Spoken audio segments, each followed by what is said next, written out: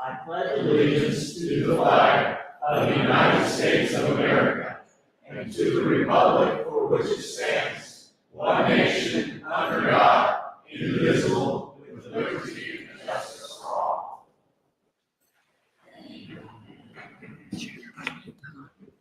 Welcome to Ozark City Hall. We're glad you're here for the Board of Aldermen meeting and engaging with your elected officials. Listening to perspectives of city residents, business owners, and other community members helps our elected leaders make more informed decisions. Before the meeting begins, let's review our rules of order. These ensure the meeting is orderly and efficient while allowing everyone who would like to speak an opportunity to do so. There are two opportunities for you to speak: during the agenda's scheduled visitor and guest portion of the meeting, and during public discussion of new bills and resolutions. During the agenda's scheduled visitor and guest portion, anyone who signed up at the city clerk's office before 5 p.m. the Wednesday before the meeting can speak to aldermen about the topic they specified. Now, in the public discussion of new bills and resolutions, that allows you to give comments for aldermen to consider before they make a decision. Anytime anyone is speaking, the following rules apply. First, only one person should speak at a time. Please be respectful of the person speaking and hold your comments until it's your turn. Second, anyone speaking must do so from the podium and speak into the microphone.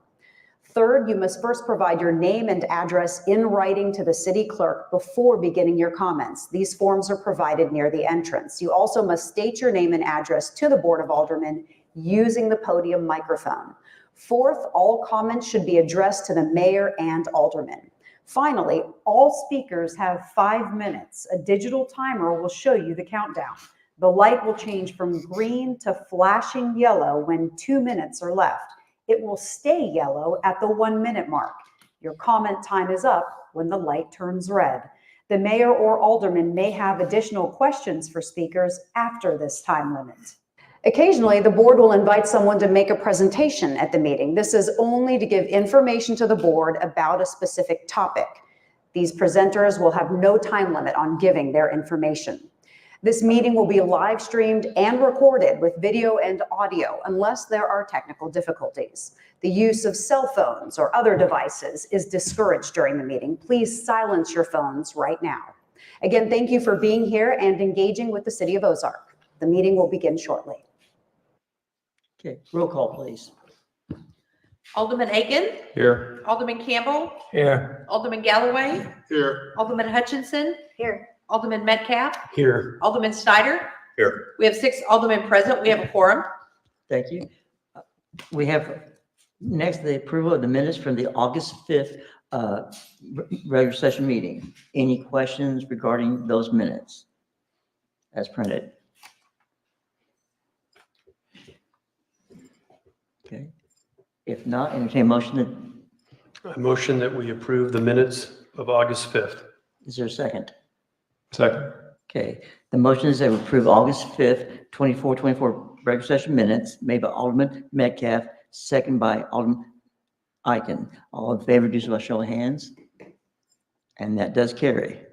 There's no ceremonial matter tonight, but as for scheduled visiting guests, we have several tonight. We'll begin first with our Ozark Chamber of Commerce monthly update. CEO President Chris Russell. All right, good evening. I think they all came to see me tonight. I was first on the agenda. It's like, hey, what's going on with the Ozark Chamber of Commerce? I love this crowd. It's awesome. Okay, so a couple big things. This week is the Chamber Luncheon. Actually, we're excited about helping out with the ribbon cutting for Garrison Springs tomorrow. It's going to be exciting. Chamber Luncheon is coming up this week. It kind of features Ozark schools, kind of their back to school message and how that economically impacts our community in a positive way. So we're excited about exploring that information. But what's rapidly approaching, and it's getting closer and closer and closer after not having a showcase here in Ozark at Business Expo since 2019.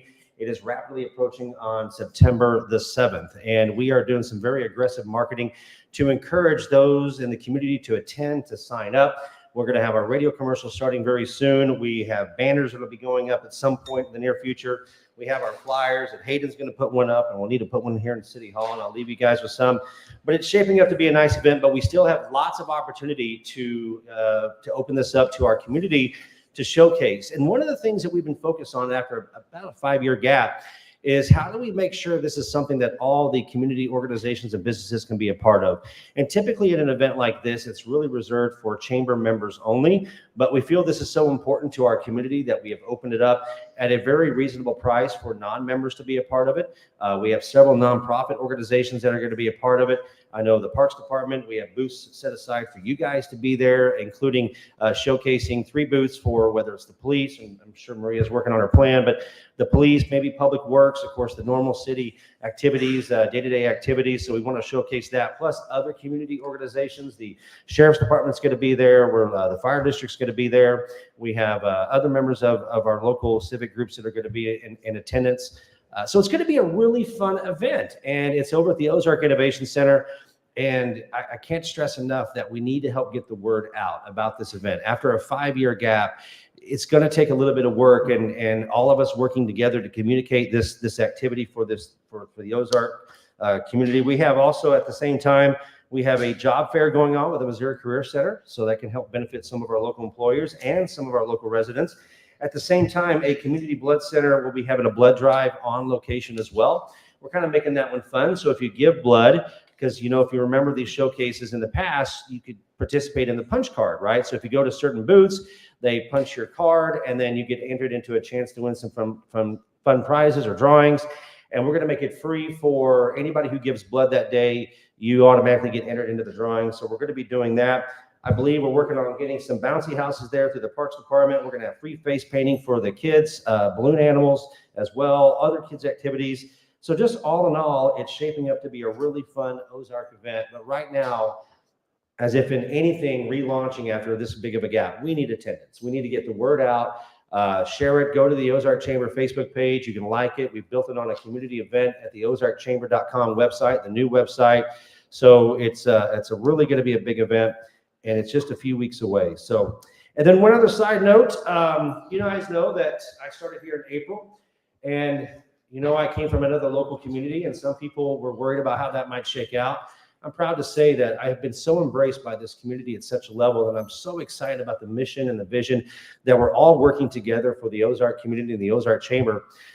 You know, just like the city is one of our strategic partners, so was the school district. And after having our wonderful new teacher event last week, which turned out to be absolutely amazing, I was really worried about that as well. We were trying to come up with a bunch of fun prizes for all the teachers to have something fun to win, not just a swag bag, right, where you get some chip clips and stuff like that, but actually a fun prize.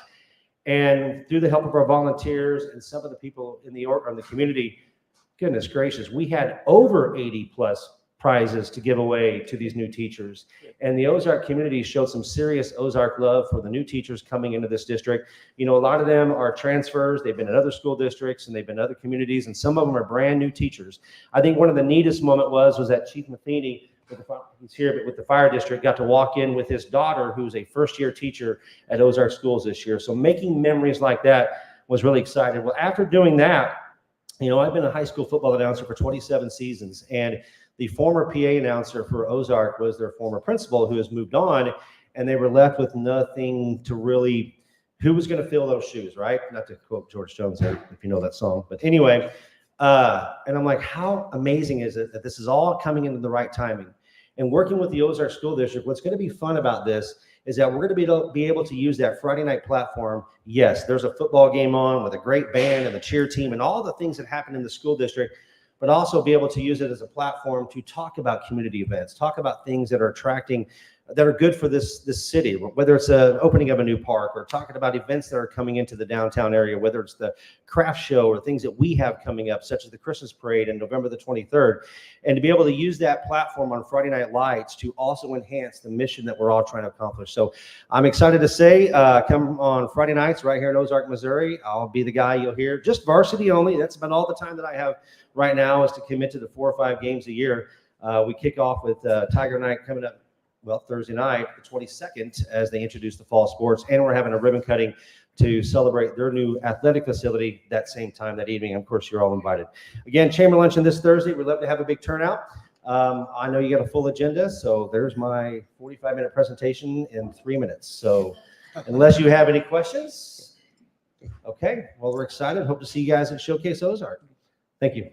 Thank you, Chris. Next, we have Greg Wadley with the Chadwick Flower Trail. President. There's something to be excited about, the Chadwick Flyer Trail.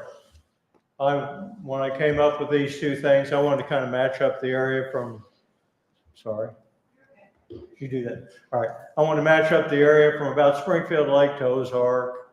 I've walked the railroad section of the trail where the railroad's still on, a bike, what sections are open. Drove my car around, pretty much know the trail from one end to the other that we're going to be putting in. And I love what the section that you guys are putting in here. What I did with this map on the right, I wanted to show some of the elevations. It's interesting to note that you have to drive into the parking lot at Springfield Remanufacturing Center to actually get higher than you are at Tracker Marine. You're dealing with about 951 feet of elevation change if you go with a full length from Sunshine Street all the way to Ozark. It's pretty much easy railroad grade. Most railroad grade is about 1.5% or less. The Chadwick was closer to 2 in some places. It's very enjoyable on the sections that you guys have got complete in the area right now. The section where I live and I look out in this section here was actually, the map on the left is actually something that Jeremy sent me. And what I did is I added the water flow into the area. On the right, if you're not familiar with light detection and ranging, it actually looks through trees and shows you level areas. Where you have the trail that goes to the swamp area, I'm not sure exactly that's going to work really well up there in the top part of that left map. Excuse me. But what I thought that would be a great addition would be not to use the on-grade crossing that we have presently at Fremont Street and CC. Not really the best way, the safest way to do it. In fact, Ozark Greenway's mandate is not to have on-grade crossings at divided highways. I know you guys are going to start on the new divided section between 22nd Street and Fremont Street before long. So in this next graphic, I'll give you a little bit more of a close-up that I created, showing the location of the new 4-lane highway. And this, of course, won't be in your first section that you guys are completing, showing the on-grade crossings there at Fremont Street. I don't know if you guys have ever used those on-grade crossings. I used that the other day, but you've got to bypass your way through turn lane traffic to get to where the button is. Then when you push the button, it says wait. Now you've got to wait for a full cycle before it works, obviously. So that's the reason why most bicyclists don't use crosswalks, myself included. I'll just mix myself in with the traffic. On this graphic, you'll see I showed a side-by-side underpass in this location. Next is the pictures of the area. This is pretty close to right where the right-of-way cross was, pretty close to right where that underpass is. That's looking, the left one's looking north. Looking east, you're looking at the hill going up to Ozark West High School. You can see mostly level grade if you're going along Sawgrass Avenue there in Fremont Hills. Next one is a little close-up of that area where I think it'd be great for an underpass. I want you to note that the fence line there, which is reasonably close to the highway, actually gets closer up at the main entrance into Fremont Hills. So most of the new 4-lane highway is going to have to go to the north along here. One more graphic showing the present day completed trail. You can see that the elevation change is only 24 feet on the railroad grade across there. Pretty level area if you were to go down Sawgrass Avenue. Unfortunately, because of the width in there, I don't see how you're going to keep the present trail there when you put in the 4-lane highway. I think that's going to pretty much wipe out that trail that we have that's completed right there in front of Sunrise Church. I have a little graphic here showing the trail on Jackson Street. I went in there on a at noon time, and all the workers were at lunch, I was able to sneak my way in there and get the picture of that before you actually put the trail in over the culvert there. Another map that I've created of the area along through where the trail is going to be. This shows the area that I've been on my bicycle with. We have some sections that are up to 10% for a little while. Very steep in the area of that, where this trail is going to be. It's not. It's perfect. It's nice, level, very much fun to drive. If you have to go off that railroad grade anywhere, you're going into steep hills in that area. At the very top of the railroad here, there's a great big underpass that left by the railroad that's still there. We have one more underpass that's right here at the OC, and most of that is filled. I'm trying to get in my time limit. So thank you guys for taking the time, listening to me here. And I want to let you know that that's me standing in front of that locomotive when I was about 5 years old. This is my brother that was standing behind me. Dad was taking the picture. Mom and Dad put us on that locomotive, I think about Traffic Way, if I remember correctly. I don't know exactly where we got off at, but I think it's close to Clay Street. And I remember my dad was real upset. I was real upset with my dad because I was having fun honking the whistle, and I didn't want to get off the locomotive. But Well, thank you all very much. for your time. Thank you very much. Okay. Our next guest is Katie Smith with the Honor and Remembrance Flag.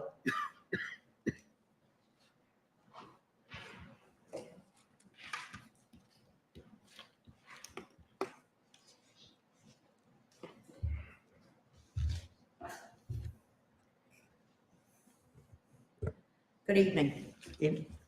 My name is Katie Schmidt, and I live in Nixa. And I am a Gold Star mother. Are you familiar with the Gold Star mother term? Start now. A Gold Star family is a family who's lost a loved one in service to our country.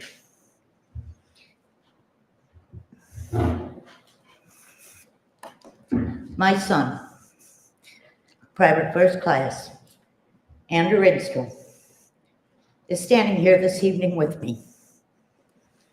Andrew served with the 1st Battalion, 82nd Field Artillery, 1st Brigade Combat Team, 1st Cavalry Division out of Fort Hood, Texas. Andrew paid the ultimate price on July 4th, 2007. I come this evening to speak to you about the Honor and Remember flag. I do have a brochure for review if you're interested. I have one left. But this is my personalized flag. A little history. On December 29th, 2005, George Anthony Lutz was killed by a sniper bullet while he was on patrol in Fallujah, Iraq. His family and friends endured the shock, emotional agony, and overwhelming loss that accompanied the news of Tony's death. Just like many of us families who have suffered the same tragedy. In the months that followed Tony's funeral, his father, George, visited other families who had lost loved ones in Iraq War. He began to sense that he was joined by the ranks of a unique fellowship. These families were only the latest addition to a group that originated in the American Revolution, when the first soldiers to shed their blood for our freedom gave their lives. George found another commonality among the families of the fallen soldiers. After their grief had transitioned to numbness and finally to acceptance, many families wanted to know two things: that their sacrifice was not in vain, and their loved one will not be forgotten. These concerns led George on a quest to discover if there was a universally recognized symbol that specifically acknowledged the American servicemen and women who never made it home. Thus, the Honor and Remember flag was conceived. Every part of the Honor and Remember flag holds a specific meaning. The red field represents the blood spilled by brave men and women in America's military, I can't read, throughout our history, who willingly gave their lives so that we all could remain free. The blue star represents active service in a military conflict. This symbol originated with World War I, but on this flag, it signifies every war, from the Revolutionary War to present day. The white border beneath and surrounding the gold star recognizes the purity of sacrifice. There is no greater price an American can pay than to give his or her life in service to our country. The gold star signifies the ultimate sacrifice of a warrior in active service who will not return home. Gold reflects the value of life. The folded flag signifies the final tribute to an individual life that a family sacrificed and gave to this nation. The flame is an eternal reminder of the spirit that has departed this life, yet burns on in the memory of all who knew and loved the fallen hero. As of March 2017, the great state of Missouri has lost 154 military members. On August 28, 2013, the Missouri Congress, by unanimous vote, adopted the Honor and Remember as the state official flag to honor and respect our fallen military. The Honor and Sacrifice flag that they also have honors our first responders. I am here tonight to request that the city of Ozark also follow our state government and procure both the Honor and Remember and the Honor and Sacrifice flag. The city officials in Nixa have already agreed to fly these flags. This will show other Gold Star families traveling through this beautiful area that our city's officials and residents do care, and our fallen will not be forgotten. On behalf of my son, I thank you for allowing me to speak. Y'all have a great evening. Katie, thank you for being here tonight. Your sacrifice, we're sorry.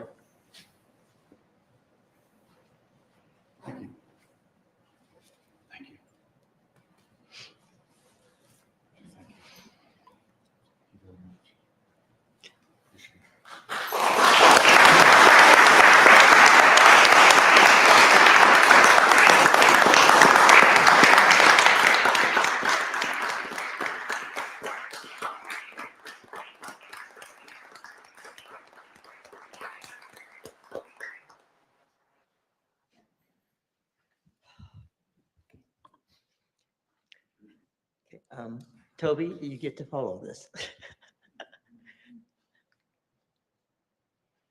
So Toby Long.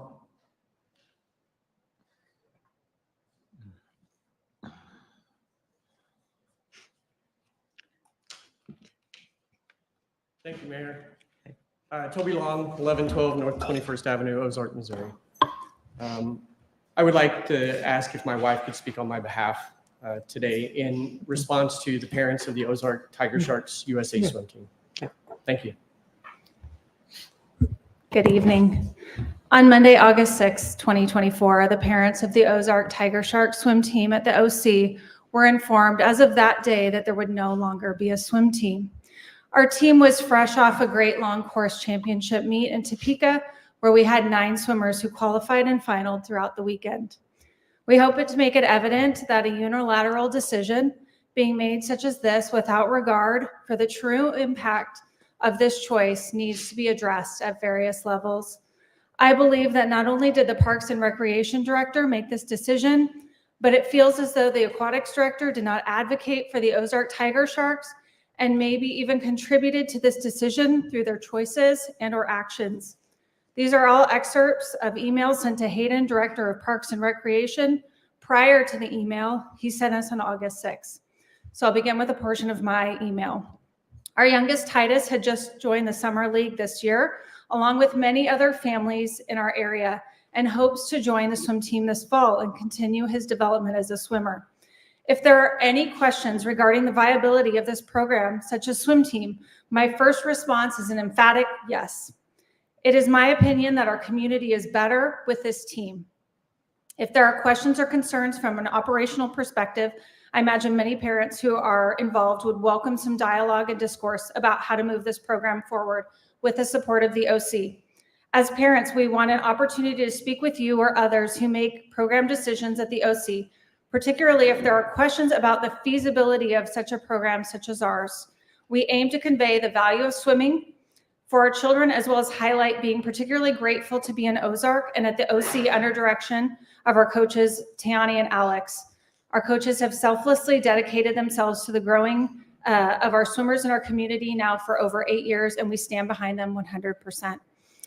Here's a letter from Mariah, parent of Olivia. Again, we wholeheartedly thank all those involved in the USA Swimming program at the OC. It has truly changed our daughter for the better, and we know that she is not the only one. We are forever stable and wholesome, especially during a time where our kids need it the most. We look forward to several more years with the Tiger Sharks, especially since Olivia has 4 younger brothers who are learning to swim. Letter from Ashley, parent of Grayson. We never thought that we'd still be at the Ozark Tiger Sharks 7 years after he started, but here we are. We've considered other teams in the area, but we've stayed at Ozark Tiger Sharks. This is largely because of the time Grayson, every time he sets a new goal and needs help or runs into a wall and becomes discouraged with swimming, we take that to the coaching staff and they figure out how to support him. We are on this team still because of the high quality of coaching that is quite evident to us now as seasoned swim parents. The coaching staff always supports our son and have built a team environment where kids care about each other and are seeing each other succeed. We know that we have lucked out in finding a swim family truly has skills and love for the kids in the sport. From Iris, parent of Adriana. When Adriana first joined the swim team, we were excited about the physical benefits she would gain from regular swimming. Little did we know the impact would extend far beyond physical fitness. Over the past year, we have watched her transform in so many wonderful ways, and we owe much of this growth to her involvement with the coach team and Alex and Tiani as coaches. And she goes on to list 5 particular areas of growth, including physical fitness and health, mental and emotional growth, social skills and teamwork and academic performance, as well as life skills and personal development. And then finally, I want to share a letter from Samantha, parent of Lily, in response to Hayden's email to cancel our team.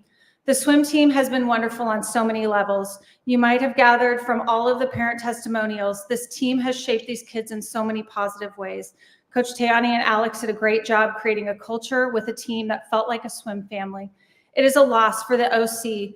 These kids have worked diligently, and their accomplishment making champs is a reflection of their discipline and hard work. It also shows the dedication spent pouring into them by coaches. Not only did many of these kids go to champs, but every single one of them that went to champs also made finals.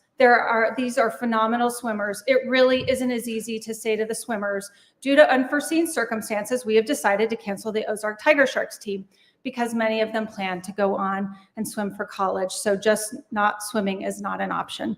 There are 16 families now as a result of this that have moved to Springfield Aquatics because we are not able to swim. Okay.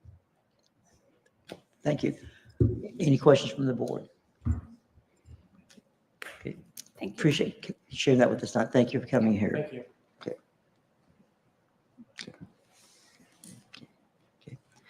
We'll now move into our first reading of bills and resolutions.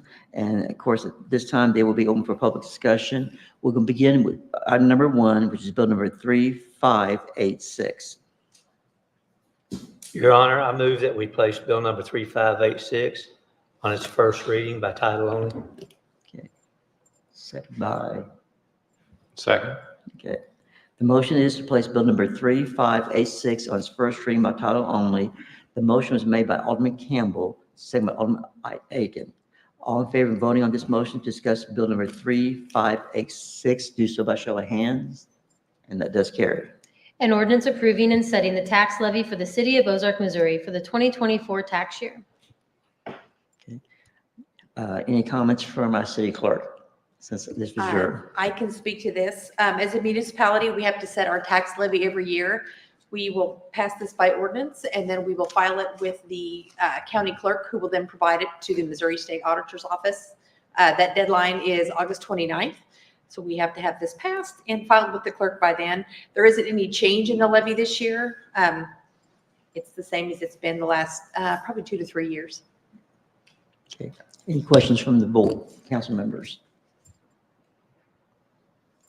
Okay, not seeing any. Therefore, this is for first reading. Is anyone here who wishes to speak for bill number 3586?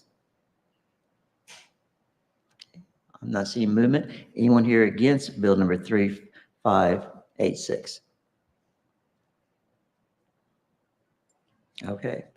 Now, my understanding is, yes, sir. We wish to expedite this. Yes. bill. Excuse me. I move that we place bill number 3586 on its second reading by title only. Second by, Second that. okay. The motion is that we expedite bill number 3586 for its second reading. The motion was made by Alderman Campbell, the second by Alderman Hutcherson. All in favor of the motion to expedite bill number 3586, do so by show of hands. And that does carry. An ordinance approving and setting the tax levy for the city of Ozark, Missouri for the 2024 tax year. Any further comments from our city clerk? Okay. Any questions? Okay. I am not seeing any, so Your Honor, I move that we approve bill number 3586 as ordinance number 24-062. and seconded by, Second. okay. Okay, the motion is that we adopt bill number 3586 to become ordinance 24-062. Motion was made by Alderman Campbell, second by Alderman Hutchison. Roll call, please. Alderman Aiken, Aye. Alderman Campbell, Aye. Alderman Galloway, Aye. Alderman Metcalf, Aye. Alderman Hutchinson, Aye. Alderman Snyder. Aye. We have 6 aye votes, motion carries. Now we'll move forward to bill number 3587. Your Honor, I move that we place bill number 3587 on its first reading by title only. Second. The motion is that we place bill number 3587 on its first reading by title only. The motion was made by Alderman Metcalf, second by Alderman Snyder. All in favor, do so by show of hands. And that does carry. An ordinance amending the zoning code and official map by changing the zoning classification of approximately 18.67 acres located at 4400 North 19th Street. Okay, I believe we have Director Cameron Smith coming forward.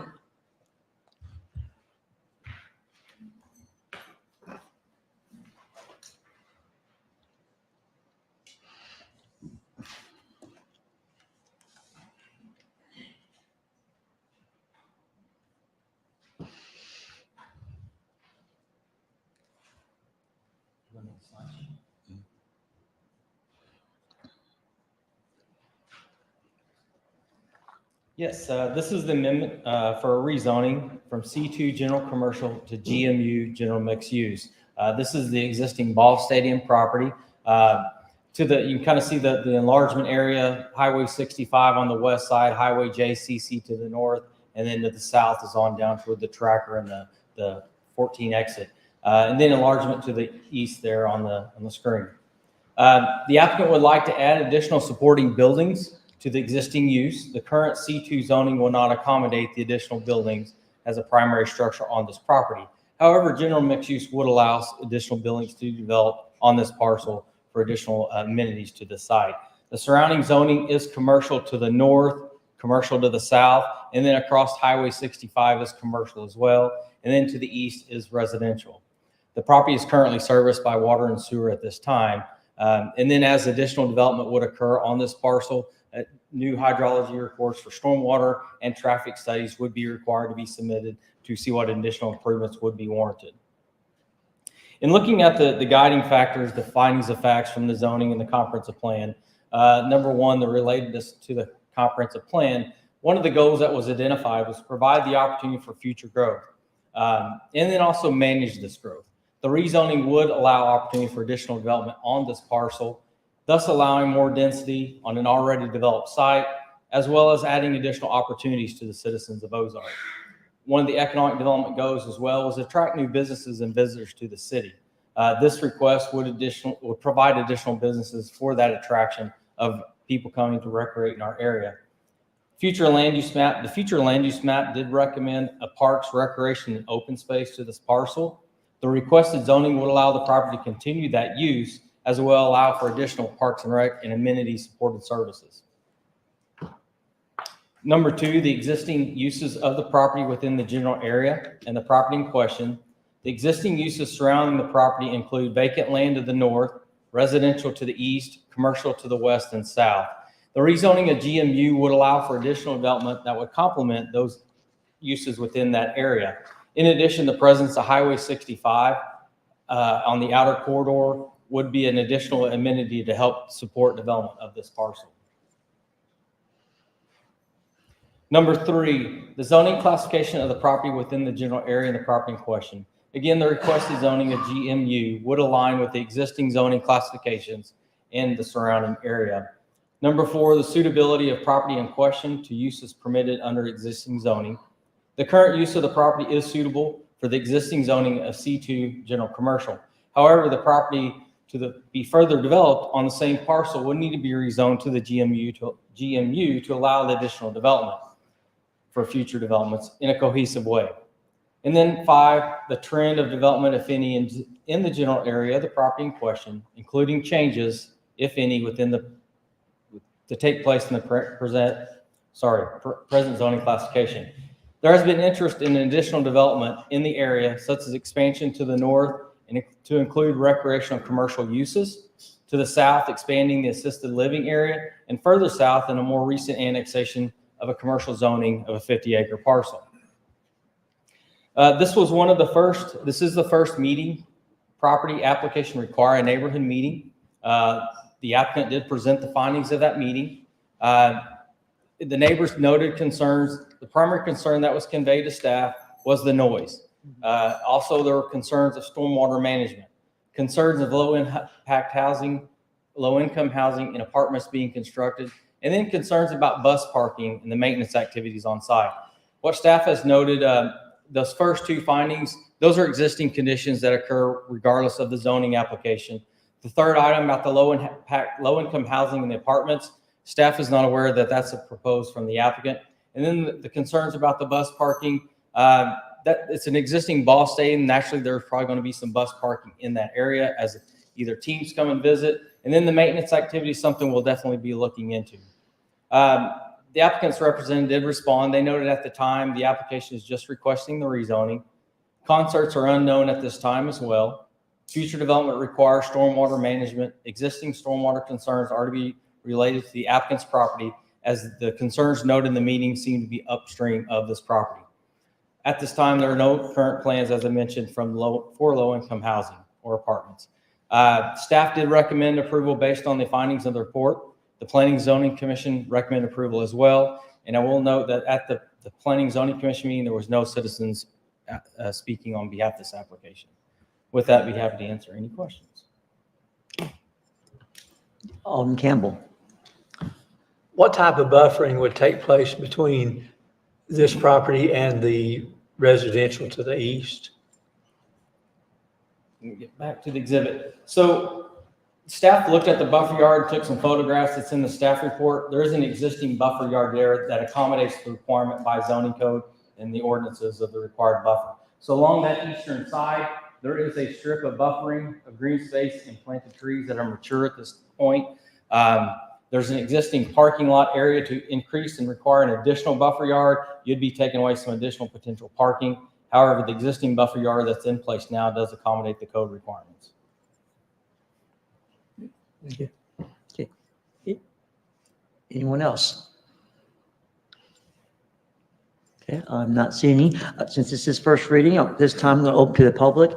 Is anyone here who will speak for bill number 3587? Thank you, sir.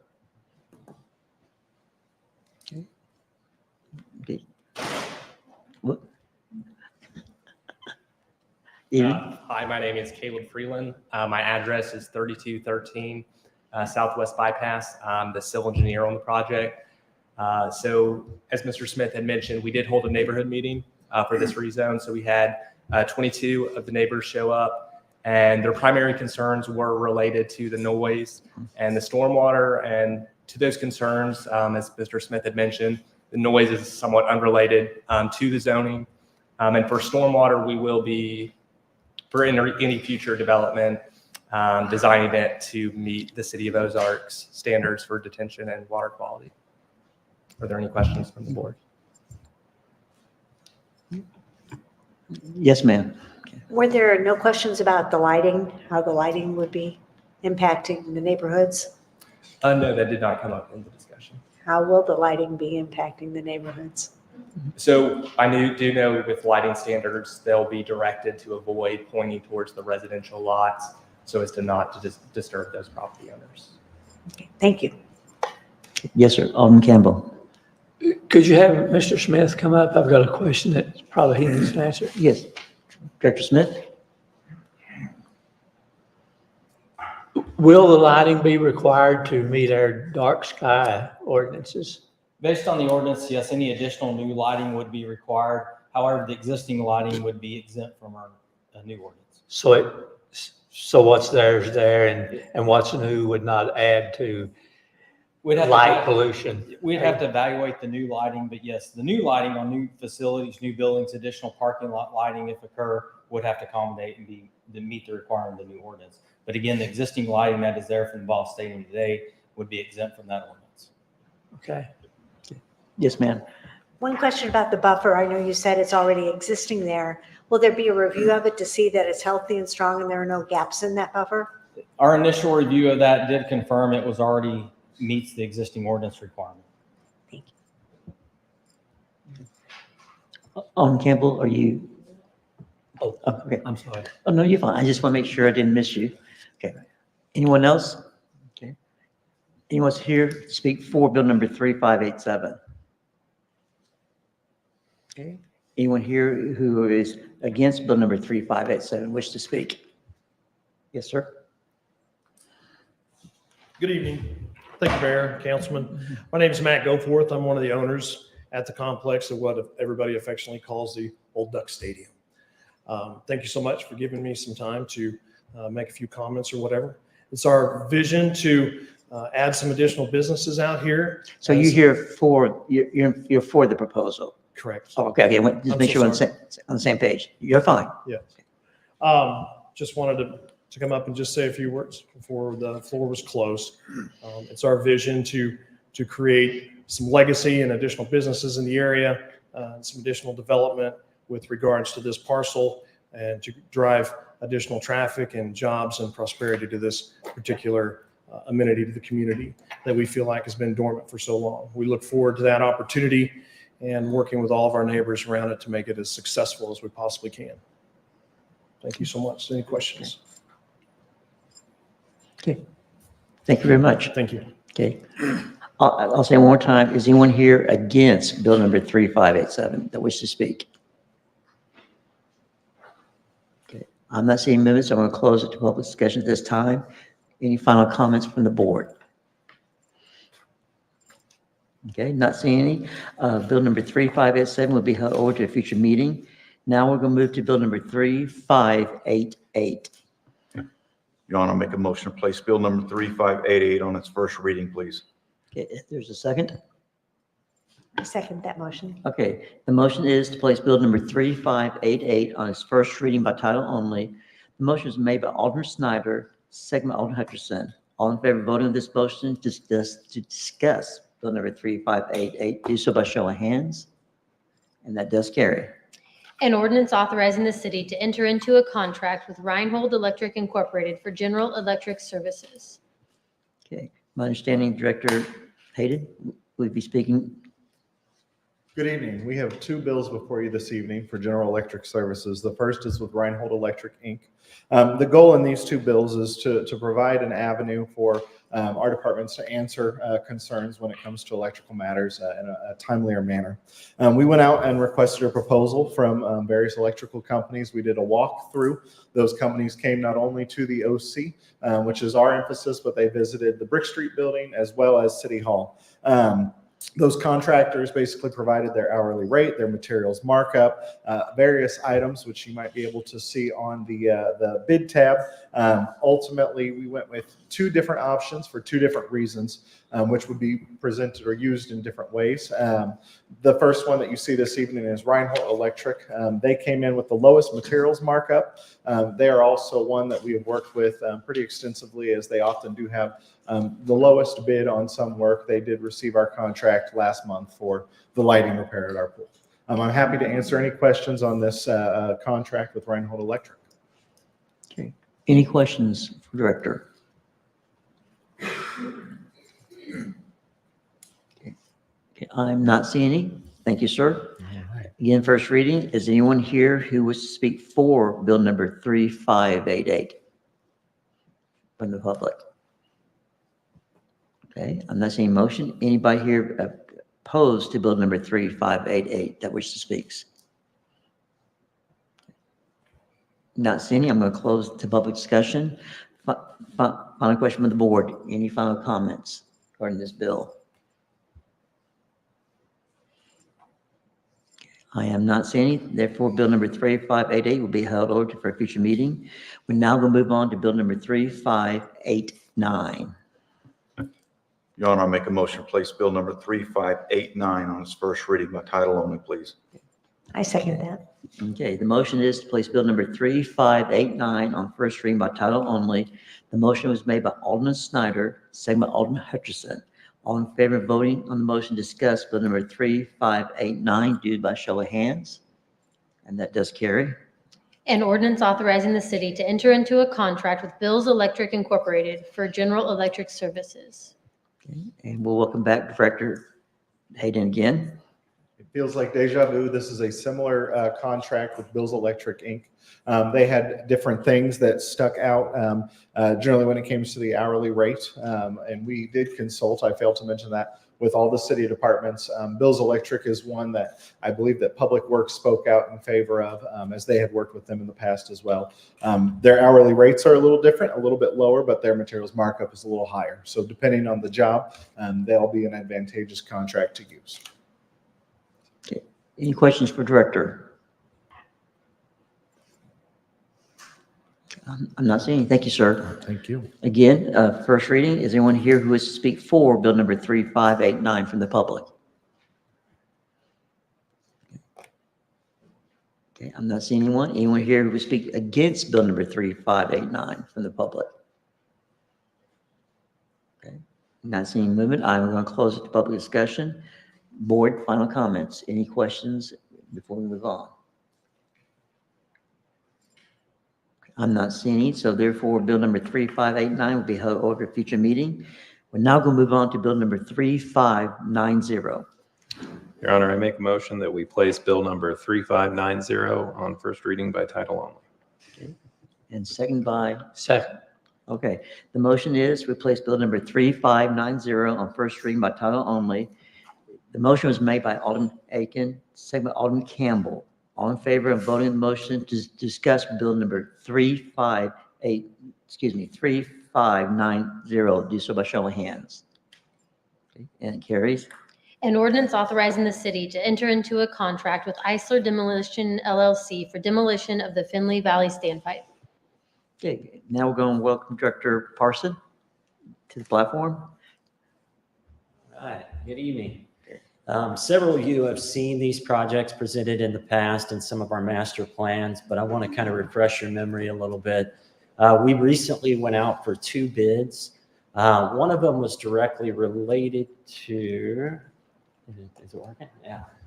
I won't take you through all the details again here, but I did want you to see, the master planning that takes place. I want you to see the area that we're focused on. And I tried to make a map that would help identify some of the, landmarks in that area, such as the OTC Richwood Valley, B&B Theaters. So this area is out and to the west, and it's actually a Nixa address. And just a quick backstory on this, this was a combination of subdivisions that had a private developer that drilled 2 wells. Those wells were very shallow. We were asked to take over. I think Amanda, that was one of our first projects together, and work with the PSC. We have since put into place a new 12-inch water main that runs from the northern pressure plain all the way into the Finley Valley. And that star there on the bottom kind of represents the standpipe that we're talking about tonight. So this was a 3-phased approach. Our first phase was the water main interconnection, which we just talked about, and that is complete and that is great. Those customers now have appropriate sized piping, and we can get them fire protection when we do the additional upgrades to the mains, but we are teed up for that next phase. In this phase, that beautiful little structure there on the right-hand side of on your slide there, that is an old standpipe that held 50,000 gallons of water. And it's served its time, and it's time to retire it. So we actually got a couple bids. I was glad to see we got a couple. We have worked with this certain demolition company in the past. They've done quality work. They actually took down the Fasco water tower as well as the Walmart water tower. So we've seen them do it in the past. It's pretty rudimentary, but they get it done, and we're sure they'll get it done again. But that's what we're asking tonight, is to do that. And eventually we will be coming to you with water main upgrades, but that's another presentation for another day. I just want you to see that this is all part of the master plan, and we're trying to check the boxes. So with that, any questions about the demo of this standpipe? Yes, sir. Alderman Campbell. I may have overlooked it in my packet, but is the bid tabulation in here? Yes, it should be in there. If not, it's in this presentation right here. That's good enough. Okay. Yeah, and if you have any questions, it was a lump sum bid, Mr. Campbell. We didn't really itemize it because it was a matter of just them figuring out how to take it down and get it out of our way. So, but we were happy with the 2 bids. They came in under the engineered estimate. So, okay. Thank you. Okay. Yeah, anyone else from the board for questions for Director Parson? Okay. Thank you, sir. Again, first reading. Is anyone here who wishes to speak from the public in favor of bill number 3590? Okay, moving on. Anyone here who's opposed to bill number 3590 that wishes to speak from the public? Not seeing it. I'm going to close it to public discussion. Any last comments from the board? Not seeing any. Okay, bill number 3590 will be held over to a future meeting. We're now moving to bill number 3591. Your Honor, I move that we place bill number 3591 on its first reading by title only. Okay, and seconded by? Second. Okay. Motion is to place bill number 3591 on its first reading by title only. The motion was made by Alderman Metcalf, seconded by Alderman Eichen. All in favor of this motion to discuss bill number 3591, do so by show of hands. And that does carry. An ordinance authorizing the city to enter into a contract with Smith & Edwards Construction Incorporated for construction services related to a bulk water station. And we'll welcome back Director Parson. So I'm asking to tear something down, and I'm asking to build something too. That seems about right, doesn't it? The bulk water station actually allows our contractors and multiple different entities such as landscaping companies to come in and fill up from the city water. We are proposing a bulk water station basically right where the Fasco Tower was. We have all the infrastructure in place to put that at that exact location. I added the Ozark Tigers logo there so you could see that's the new section of the OIC that they bought. So hopefully that gets you acclimated there. This is pretty straightforward. Imagine an ATM for a bulk water. And I'll tell you why this is important to us. We have gone through a master plan and we've identified that water loss is a concern in this area. And one of the things that we've noticed over the last couple of years, you've seen the increase in all these boring companies. We've got boring contractors all through town doing fiber, electric. We occasionally catch them hooking up to our hydrants and just drawing thousands of gallons of water. And water loss in this case can mean multiple things, but really what it comes down to is anything that we don't sell, that goes into our water loss. So trying to get our hands around this, in the master plan, we identified that the best way to do this is to have one centralized location. We eliminate our bulk water meters that we currently allow people to borrow.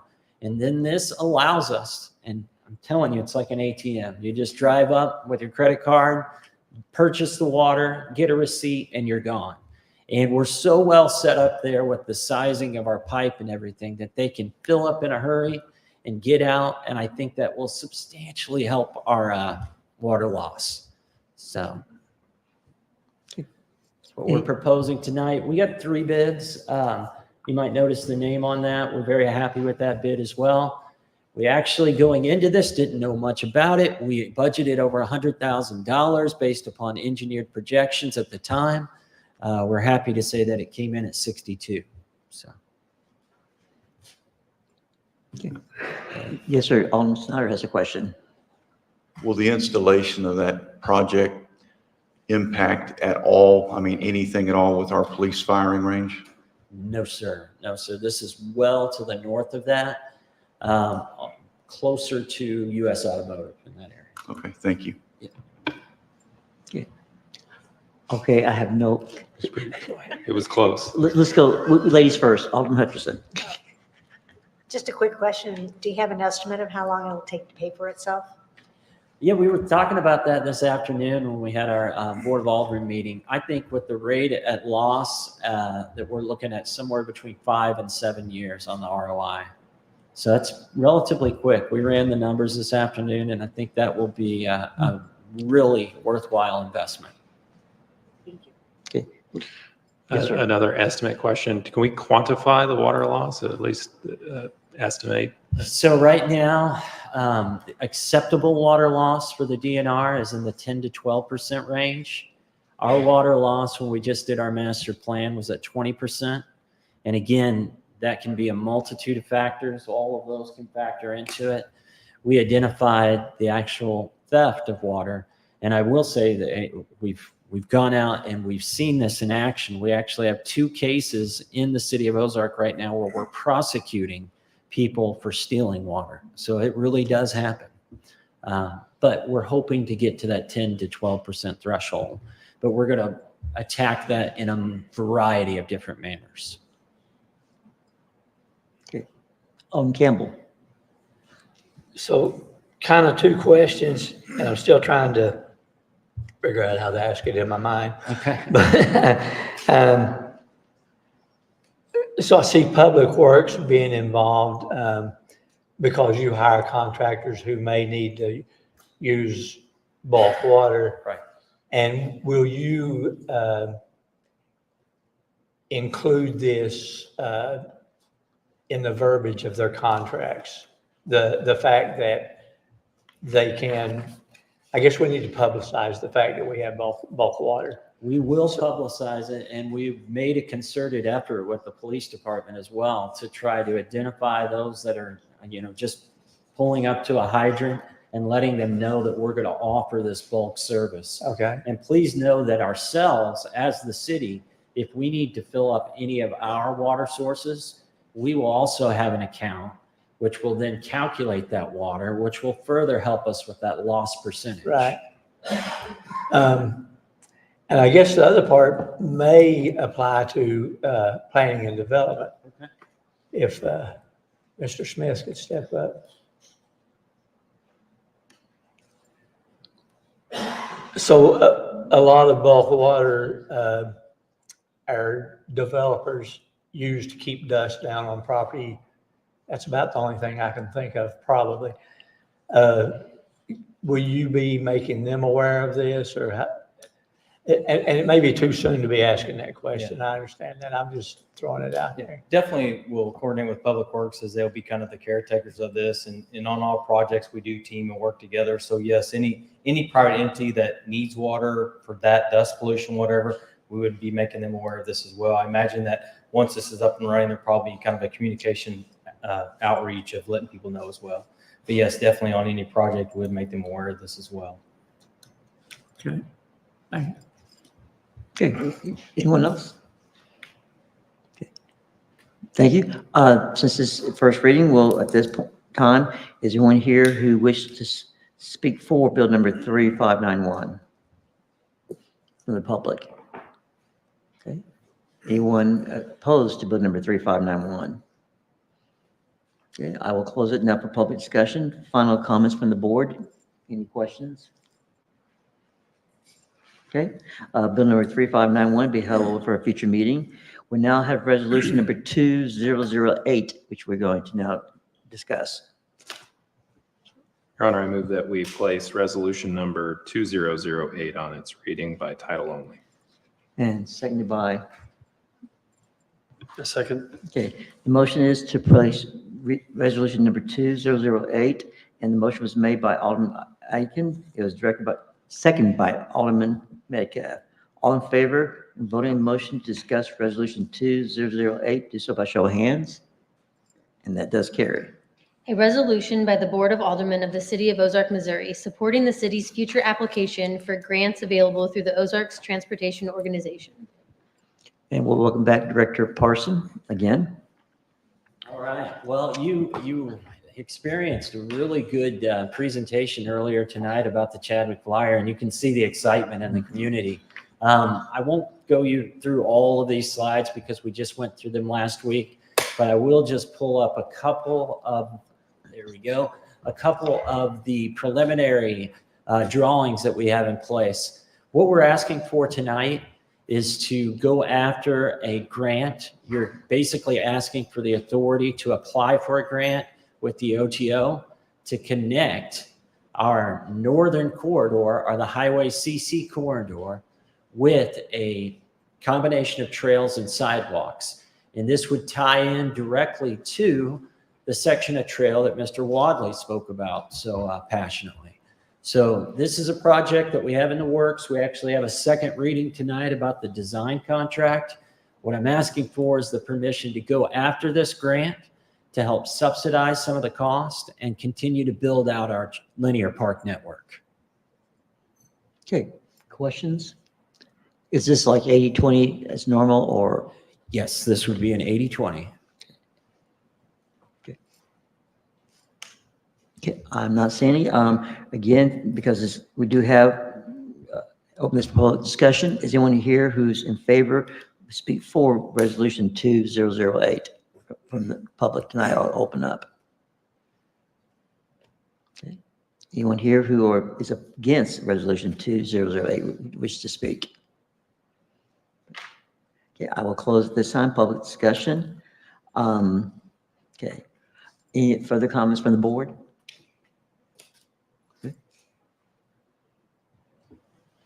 Your Honor, I make a motion that we adopt resolution number 2008.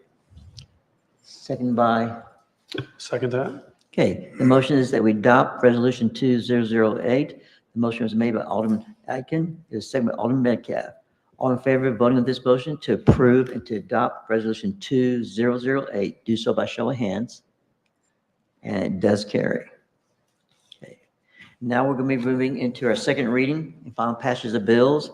We're now coming to bill number 3514. Your Honor, I move that we place bill number 3514 on its second reading by title only. Seconded by, Second. okay. The motion is to place bill number 3514 on second reading by title only. The motion was made by Alderman Metcalf, second by Alderman Campbell. All in favor of voting on this motion to discuss bill number 3514, do by show of hands. And that does carry. An ordinance approving the preliminary plat for Greenbridge Estates and authorizing the Director of Planning and Development to accept the dedication of the public streets and easements to the city as shown on the preliminary plat upon the applicant filing and recording a final plat that substantially conforms to the preliminary plat, and authorizing the city clerk to sign the final plat upon compliance with the terms of this ordinance. Okay, we'll have Director Cameron come back up, please.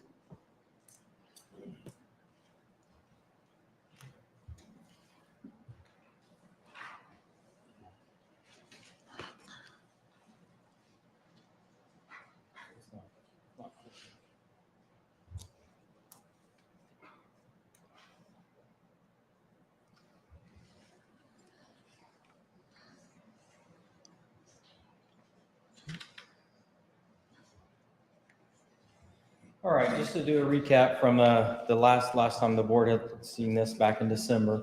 This is the preliminary plat for the Greenbridge Estates subdivision.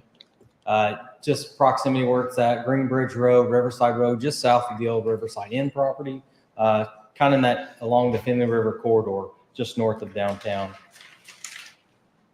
The preliminary plat was submitted to the staff for review and evaluation along with our third-party engineers, our partners with Ozark Special Road District and the Ozark Fire District for conformance to the zoning in the platting process. In looking at the preliminary plat, it does conform to the existing zoning of R1B as far as layout for the zoning district. There was an OTO trail link that was identified along this property. Staff will further work with the developer to confirm the best location for that trail easement for the final plat. Once the proposed water and sewer plans are designed and submitted, staff will, along with their third-party engineer, will evaluate those designs, make sure they're in compliance and coordinate with the Missouri Department of Natural Resources for any necessary compliance. Any offsite easements and public utility extensions would be the responsibility of the developer. There were environmental features identified on this property. During the construction plan review, staff would work with the developer to make sure we're complying with the appropriate agency for compliance. There was a traffic engineer submitted a traffic impact study along with the stormwater report. That was reviewed and approved by staff, the city's engineers, the Ozark Special Road District's engineers. The traffic volumes existing and proposed did not warrant any road improvements. The traffic impact study did determine that maintenance would be needed to be performed to improve site visibility and site distances at intersections. Based on the staff report and findings, staff did recommend approval of the preliminary plat. In addition, the Planning and Zoning Commission did recommend approval 8-1. Be happy to answer any questions on the preliminary plat. Okay. Okay. Alderman Campbell, you're, okay. So, okay. Okay. Yes, Alderman Snyder. This is actually an issue that really goes deep with these folks that are in this room tonight. And I understand, please correct me if I'm wrong, but didn't the initial conversation take place? The developer was asked about building an additional road to help accommodate and alleviate some problems with traffic. There was my understanding in the traffic engineer report, there was a concept sketch that was submitted, but the sketch plats that were submitted to staff just highlighted the one public main access along with a future, or not a future, but an existing access easement that did get reviewed by the fire district to confirm it did meet the adequacy requirements of the fire code. But the only way an emergency vehicle could get in there in the event that that primary access was blocked would be through a gated access. Is that correct? My understanding in coordinating with the Ozark Fire District, that is correct. So theoretically, if that intersection were compromised and nothing could get in or out, they would have to wait 2, maybe 3 extra minutes to get through a gate. Is that the way I see that? I'm not the one to answer that question. I probably have to defer that to the emergency services. I would actually like to get an answer on that one because I think that's vital right now. because 2 or 3 minutes makes a difference in a person's life. Do you wish for, If we have a representative here, I'd like to hear about that. we have, yes.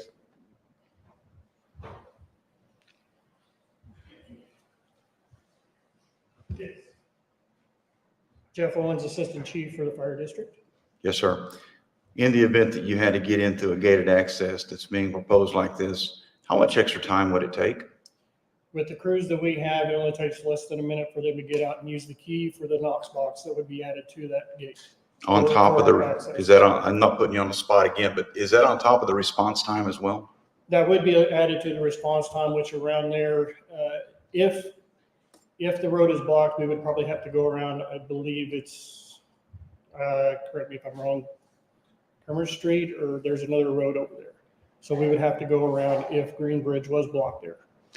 So theoretically, worst case scenario, primary entrance is blocked and that secondary artery coming in were somehow compromised or blocked. How would you get your apparatus into that neighborhood? There's a back road. I would have to look at a map to see which road it is. So we would have to probably go down McCracken and then head back that way if it is blocked all the way to Green Bridge. So we would, again, it would take. Yes, sorry. No, I'm sorry, but please. So an additional 3 to 5 minutes possibly?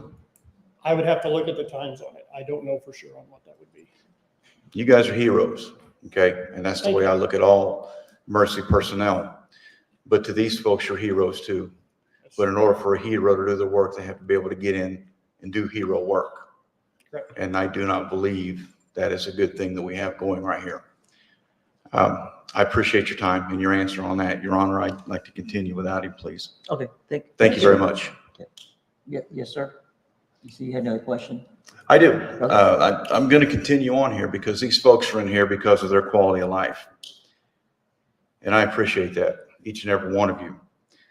You live in your neighborhood because of the quality of life, and you want to keep it that way.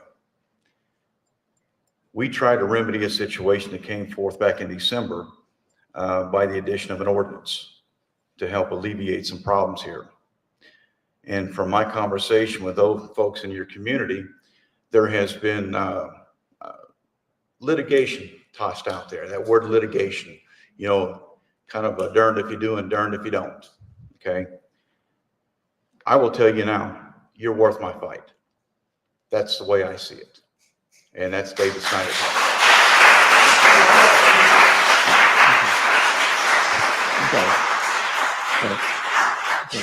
Okay. Thank you. Alderman Galloway, you're next. I think we had was it the fire marshal that Yes. had made a statement? You wish him to come back? Please. Yes, sir. You come back, sir. Thank you. The fire code that was in existence at the time that the developer made application or went through the application process. Can you explain what it required of a secondary road? So a subdivision that has more than 30 single-family, 1 or 2 family dwellings, if it has 30 or more, it has to have a second access for us to get in, for any fire and emergency service to get in. Or they can opt to put sprinkler systems in every house that's in there. That's the requirement within the code book that was adopted by the city and Ozark Fire District. The code that we're referring to was developed from the International Fire Code? Correct. And what is the International Fire Code? International Fire Code is a code that's based out of, it started with BOGA codes many years ago, and every 3 years it renews, and there are members within the code council that will look at it, see if anything changes. The fire code is an adopted law once it's adopted into ordinance. So it is basically how we respond to incidents and how buildings are built for us to keep us safe and keep the citizens safe, or access roads, how big, how wide they're supposed to be, if they're supposed to hold our apparatus as well. And I think your department had a role in determining whether the development that's being proposed fell within the International Fire Code Yes. as we had enacted it. When I say we, as it was enacted by the city of Ozark. And what was your role? I was not here at the time when that got enacted in. How about when the developer presented? Oh, sorry, I'm the developer. I thought you meant when the code was enacted in. Excuse me. So the original plan that we seen did not have a secondary access for us. So once that secondary access was put in, it met the requirements of the code to be so far away from the original access. So we are a part of the planning or plan review process for the city as well. We being the fire department? The fire district. Fire district. Acting independent of the city government itself. We are independent of the city, yes, but the city has also adopted the same fire code that we have. So the developer initially proposed that there be no secondary access. Did I hear that correctly? If I remember right, there was not a secondary access and this one was added in. And that wasn't, at least in part, a response to, or it was a response at least in part to the determination from the fire district that the proposal did not meet the International Fire Code then. Correct. And why did it, now the developer then proposed a roadway, and you heard Alderman Snyder's remarks, that allows for a gate that requires, I guess, an emergency vehicle operated by people in your fire district to stop. Why did that comply with our ordinance? Because the fire code actually allows for a gate to be put in there on anything other than a public street. So even a driveway, we have gated communities around here. So they're allowed to put a gate up to be able to keep people from going in as long as we have access to that, which through a Knox box system is what we use, which is a key that we can bypass that gate system.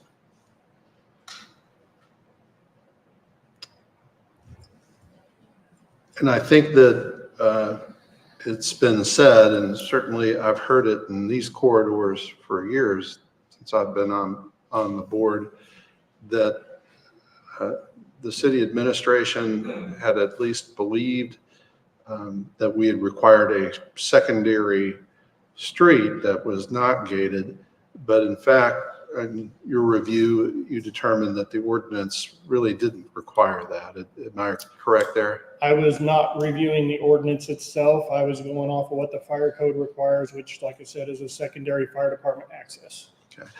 And so the secondary access under the code as should have been applied, I guess, allows this kind of gate. Correct. Yeah, within the same, I would have to look it up in the code book, but within the same area, it allows for a gate to be in there as long as there is access through that gate. And I think it's your understanding that we had a hearing in December in which the preliminary plat was proposed to us, and this board had discussed it kind of in I detail. believe I was here for that. Yes. So was I. After that, the city amended the code to require truly a second street. Does that sound about right? I do not know if anything had got amended on that for the city or not. I am unaware of that. Okay, well, that happened in July. We'll make sure that you receive notice of that. Thank you. So the bottom line is that whatever disadvantages are presented to emergency responders to a gate, at the time that the developer presented his paperwork to the city, that it complied with the fire code. Correct. And that fire code was based on the international code. Correct, 2018. All right, thank you. I don't have any questions. I do have a motion. We have Alderman I have a Metcalf. question. Okay, yes. I have a question for you, sir, Yes. if you don't mind. Are you aware if there is a second entrance to Stone Ridge currently right now if 10th was blocked?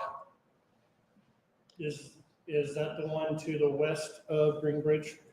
Yes, There is not. there's not. Right now, there is only one entrance there. Okay, so if anybody is in the chambers now that live in Stone Ridge right now, and a second gated access was allowing your vehicles to get in for an emergency, could they use that then to get through over to Stone Ridge? Through Greenbridge? I'm not sure. So us using it to get to Stonebridge, If 10th was blocked? so that is a possibility, so the way the code has for second entrances is if that, again, first entrance is blocked, like you were talking about, because of a house fire right at that entrance, so that our other crews can get in. If that is blocked there, I don't know that we would actually make it to Stonebridge through that second entrance. No, what I'm saying is, say 10th Street is blocked to Stone Ridge, Yes. and Greenbridge was built, and there was this gate for emergency access. If 10th was blocked for Greenbridge, could you use that access to get to Stone Ridge? It would all depend on where the block is there. Okay. If it was at the bottom of the hill at the intersection? At the intersection of 10th Avenue and Greenbridge, Yes. is a possibility, yes. Yeah. So you could actually save somebody's life. We could still go into Stonebridge as long as, I'm not sure which entrance goes into Stonebridge, but if that road is not blocked there, yes, we could use Okay. that secondary Okay. access. Thank you for that. Okay, I've got several, I think Alderman Campbell. Okay. So when I look at the plat, that shows that access road coming up from Greenbridge Road. Can you bring that map up? Okay, yeah. That would have done it, the one just before that. That map. Okay. Can I approach the map? Oh, yeah, yes, sir. So where this access road comes off Greenbridge Road, up there at the top of the drawing, and it curves right and a little bit left, and then curves right again, and then it comes in to these two lots. How does the fire truck then get from there to this house, if this house was on fire? So, correct me if I'm wrong, Cameron, I believe that is the wrong map for that there was actually a driveway going through there. No, there is an access point.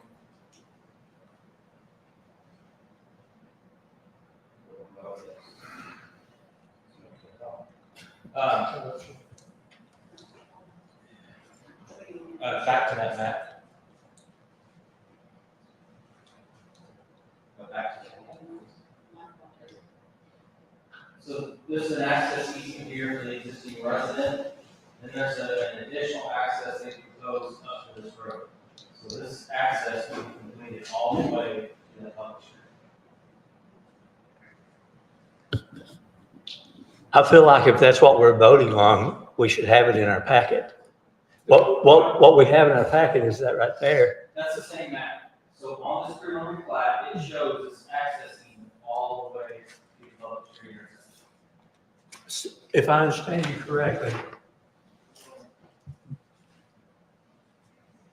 Well, let me just ask my question again. How do we get from where you peel off right there? It looks like you're coming in right here. See these two How dash do you get lines? those two what? Those two dash lines? I do. That's the access easement that carries on to these two lots, right there. Oh, so we're going to be taken away from those lots? Yes, those Okay. lots are additionally wider than normal, to accommodate that access.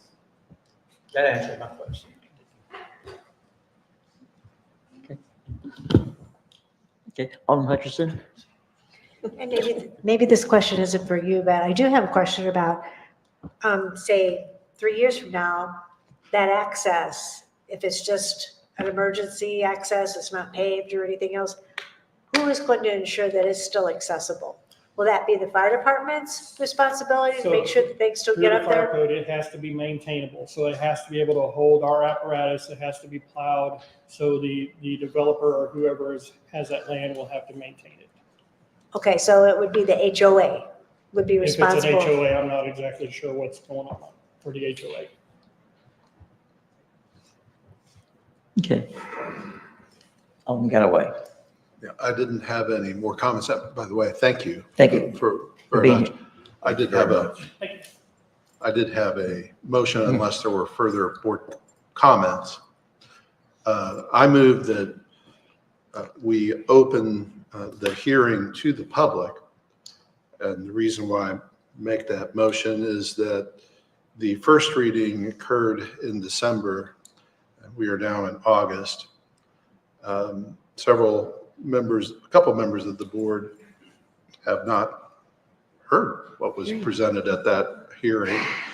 And we do have a great deal of public interest, as we did back in December. And, so that is my motion. Second. Okay, the motion is that the board moves to suspend the rules on to allow for public discussion on this second reading. The motion was made by Alderman Galloway, second by Alderman Campbell. All in favor of this motion, do so by show of hands. And that does carry. Thank you. So at this time, we'll be opening this up to public discussion. We first will open up to who is here in favor of bill number 3514. And that probably includes the developer or, okay. Okay. Evening, sir. Good evening. May it please the board. I'm Paul Sherman. I hope I'm loud enough. I'm here, an attorney on behalf of the owners, Tom and Linda Carter. Leslie Carter, we have before you a preliminary plat. On the screen, you can see for your approval. This is a long process. You are well familiar with the particulars of this. I did not attend your December meeting. I'm here today on behalf of the owners who are unable to be here. I am familiar with the process that you've gone through to get to this point, and I've tried my best to confirm where we are in the process. What I understand is that the owner, their representative, Tara, has done all submittals. I think you just heard from the fire department. I think there have been engineers familiar that have received submittals. Persons involved in this process, the planning staff specifically, have recommended approval of what you now see before you. The planning staff recommended its approval, and then it went out, my understanding is, to your commission, and the commission reviewed it.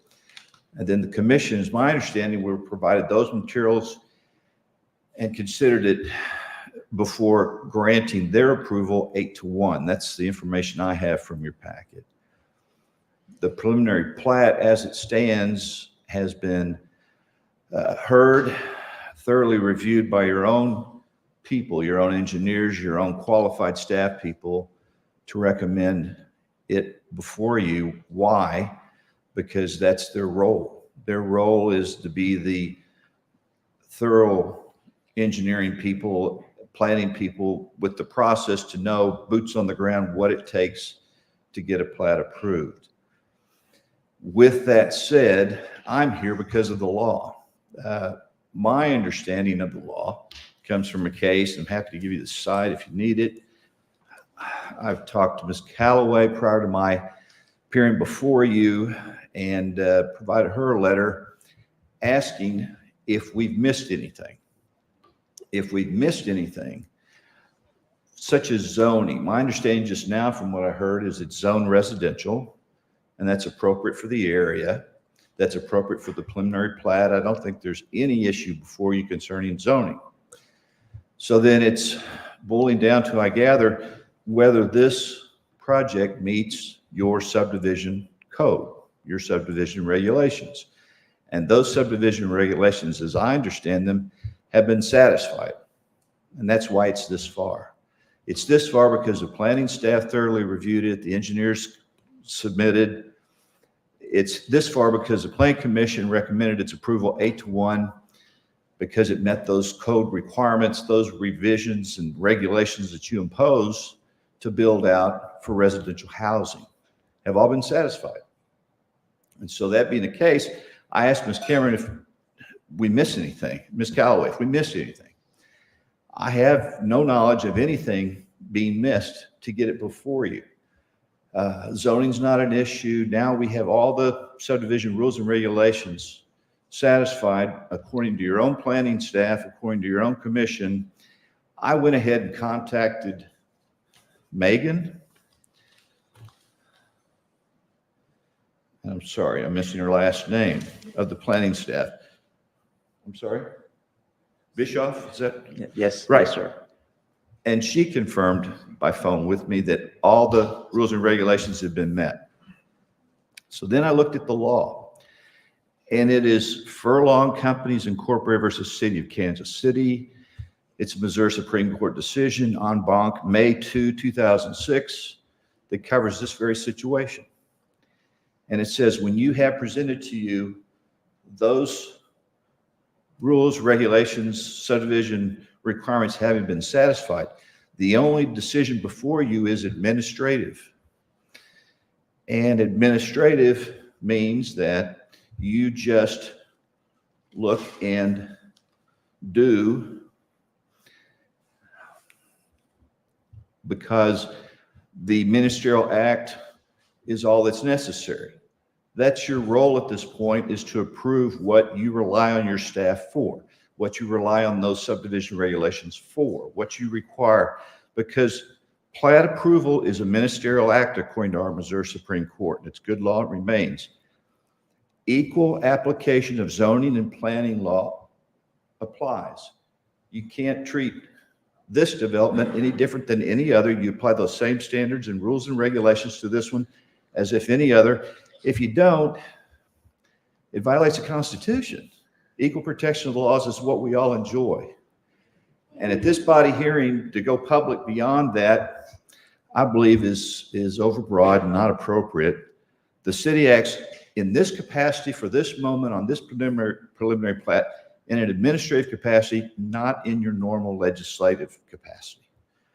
So I don't think there's anything to deny on this preliminary plat issue.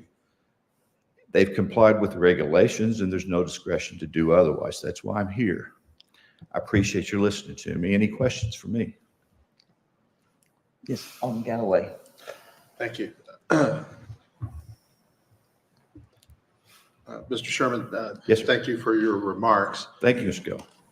You had said that you had sent a letter to the city attorney asking if your developers, your clients had missed anything. At the December hearing, I don't know if the developers were present. I can't remember. But I think that they had an engineer that may have spoken to us, if I recall. I do. His name is Jeff. And he was here. And Jeff Farrell, Vice President of the operational side of the developer. Okay, that I think that might be right. That Mr. Farrell. We had the first reading. I think we had made remarks. I believe I had also made remarks similar to what I made today. That for years the administration and the board had believed that a secondary street, public street, not a road that has a gate, was required. And the concern was presented that we had just got done talking to a developer who protested a great deal about what we believe to be true. And then I think you heard the questioning today, as it turns out, from the fire marshal, we have an interpretation that is consistent with the International Fire Code, at least when it was enacted by the cities some time ago, that in fact, this kind of gated entrance that's not public, that is locked, was appropriate. The reason why I'm saying all that is, have we missed anything? On our side of things from here, I think we made it clear that a very strong preference that the developer consider the secondary street. My question is, was that clear? Did the developer reject that preference? My understanding is that the developer has allowed an emergency access point, which I think the pointer was just traveling just a few minutes ago. And I also heard the gentleman from the fire department tell us that that was sufficient gated access. I'm from Springfield. We use Knox boxes. That's what happens. You have a gate and a Knox box, and the fire department goes through when they need to go through. You're describing something else, something meet the city standards as a second road. And I did not hear that a requirement from the staff or from the commission on the previous hearings, what I've read in the case up to this point, so requiring. I think what I heard and read up to this point was that they'd met all the city's requirements, and I didn't see there was a problem with, as the preliminary plat is submitted to you tonight. I didn't find any. That makes sense that they have taken that position, and I'm certainly reading it, hearing it loud and clear. But it is true, is my question, the developers will not put in a secondary public street. That is rejected by them. What I understand, just like I said, is you're using the term street. I assume you're meaning street that complies with the roadway, curb and gutter requirements and all, rather than as an emergency access. That is correct. And I have seen nothing that says staff or code or subdivision rules and regulations of Ozark require such a second street, as the staff agrees with that position. As the preliminary plat states, it's in compliance today. And is it for that reason that they are rejecting I don't think we could have been more clear in our preference, as we stated. The rejector is rejecting our preference and is going by the law as it was when they made the preliminary plat application. It's just Exactly. I understand they may have a very good legal reason. That's not my question. We were very clear on what we wanted. That got rejected. My understanding is they're asking you to approve what staff has recommended. And if that's not in there, then they're not asking for you to do otherwise. My next question is, do you know from your clients, for the construction equipment that will be, that they'll need, whether they intend to use that secondary entrance that they're proposing to put the equipment in, or will they be using the main entrance for the subdivision? How it's built out, where they enter and exit with equipment? Yes, sir. That's my question. I don't know the answer to that. I can ask. I have a representative of the company here with me. Perhaps she's familiar to that extent, but is that somehow a condition of the approval from the commission? I didn't read that. I didn't. No, you're talking about staging, I guess is what you're talking about. Yes. My understanding, excuse me, my understanding is that they're going to Now, wait a minute. Get the infrastructure You in. talked right over me. and- Oh, I'm and sorry. I'm trying to just- think as fast as I'm. I understand, and I appreciate My apologies. talking there, but I guess, no, I wasn't saying that it was a condition. It was just merely a question. Okay.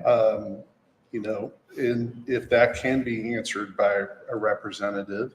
We can doesn't- ask her. She's here. I would Okay. appreciate it. Sure.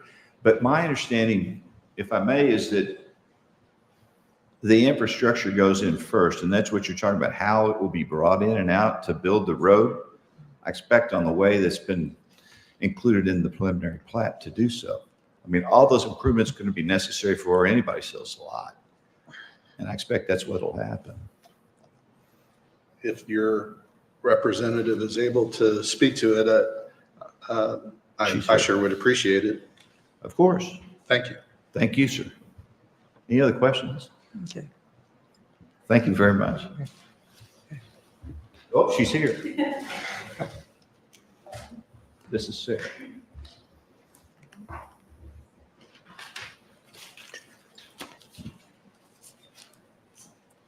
Good evening. My name is Sarah Kaiser, and I'm from Terra Innovations, and speaking on behalf of the developer. I would like to clear up a few points. I will answer your question first regarding construction equipment. We haven't come up with a plan with that quite yet, set in stone, since we are waiting to see, with the approval of the preliminary plat, but we would explore the option of using the access easement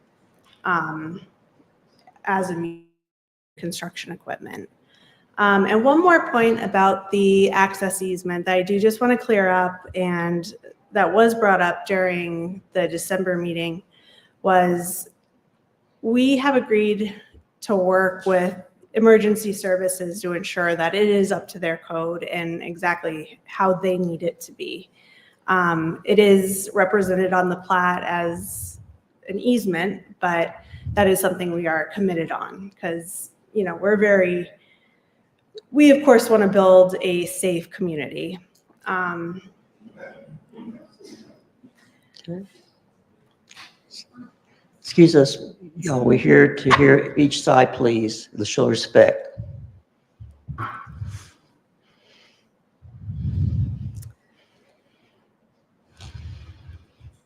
Sorry, just looking at my notes really quick.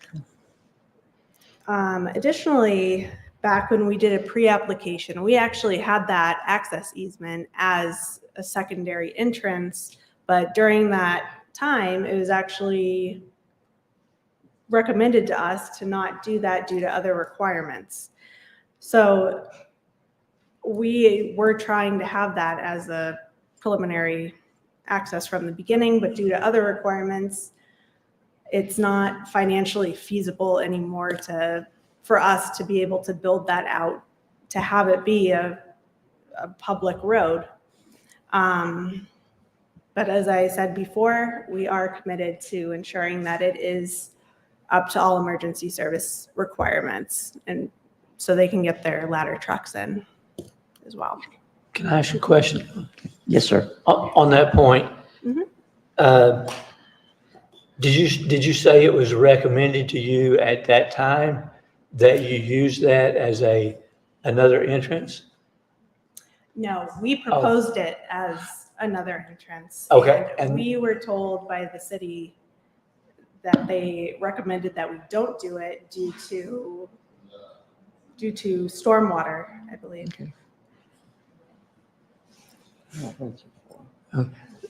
That's some discovery that I'm just now hearing about. Well, same here. So, Yeah, it was brought up during our December meeting as well and discussed. okay, I wasn't at that meeting.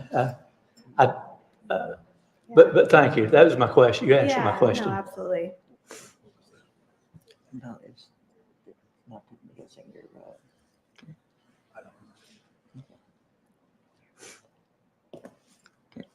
Okay. Yes, Matt, anything else?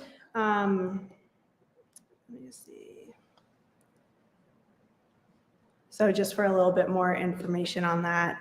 So the second full access or the access easement was we were discouraged from doing that due to the floodplain. And as well as we performed a traffic study back in August. And from our experience, they generally don't like to have two entrances that are that close together due to, like, you know, if traffic's backing up on one, it can cause more issues.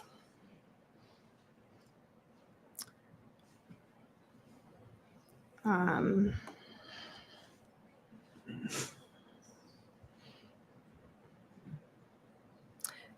the board have any other questions? Yes, Alderman Hutcherson. I'd just like to, I'd like to take Representative Galloway's, Alderman Galloway's comment just a step further, since we're talking with you now. I realize we cannot require that you bring your construction equipment in through the emergency easement. We would like to request that you take that under strong advisement, and that would ease the traffic on 10th Street, buses, children. And so we would make that request of you for your strong consideration. Okay, thank you. Alderman Campbell. Director Smith may have to correct me on this, but it's my belief that when the, I think we call them ESP plans are submitted, the stormwater plans, I'll call them, or whatever, it's my understanding that our planning department would have the power to look at that plan, that stormwater plan or erosion control plan, whatever you want to call it. It's my understanding that our planning department would have the opportunity to take a look at that. And if they feel there was a better place for a construction entrance, that they would be able to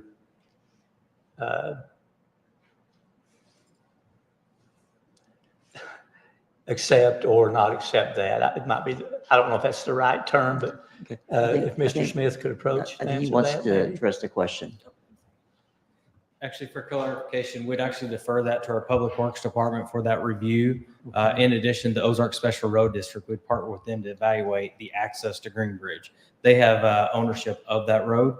Also, at times, we do partner and reach out to the fire district as well to confirm that emergency entrance is there. But our department actually does not review the actual public improvement plans of the streets, roads, stormwater, and utilities. I may have misspoke. Maybe it would be Public Works Place. And I wasn't thinking about the Ozark Special Roads because they will or will not be tracking mud onto an OSRD road. So I understand where you're coming from there. But to make a long story short, I guess, I do feel like the city has some control over where that construction entrance would be. Definitely, we do have some control and recommendations for that would be, we'd also reference the SWIP, Sediment Erosion Control Plan requirements and land disturbance permit as well to make sure it is monitored as well as the construction occurs. Thank you. Okay. Yes, ma'am. My question is just to clarify what you were talking about. You said that you would make sure that emergency easement would be constructed so that it is in keeping with all the regulations, the emergency vehicle state. Can you clarify, in your view, what that is? To ensure that the structurability of the road, as well as, you know, width, make sure that fire trucks can get in, make all the turns, and, you know, be able to access the neighborhood as quickly as possible. So you're talking about a hard surface? Or Oh, are you yeah. talking about Yes, gravel? it will be paved. It will be paved? Yeah. Okay. To a width that is appropriate for? Yes. Thank you. You're welcome. Okay. Thank you very much. Thank you. Okay. Is there anyone else here who was speaking in favor for bill number 3514? Okay. At this time, we'll be opening up to those who are opposed to bill 3514. And as remember, we do have 5 minutes per person. And if you wish to come and what somebody said, what you was going to share, please still come and state your name and say, hey, what I want to be shared has been shared, but I want to go on record that I'm opposed to this, because we want people to be heard tonight. So anyway, at this time, if you're opposed to Bill 3514, the floor is now open. Okay. Thank you for your time. I don't think I've had the pleasure of meeting any of you before, your name, please, and address. Yeah, my name's Benjamin Lyle, 1543 East Greenbridge. Thank you, sir. So if you can go one step forward to the next slide, I can help clarify a little bit of why I'm here.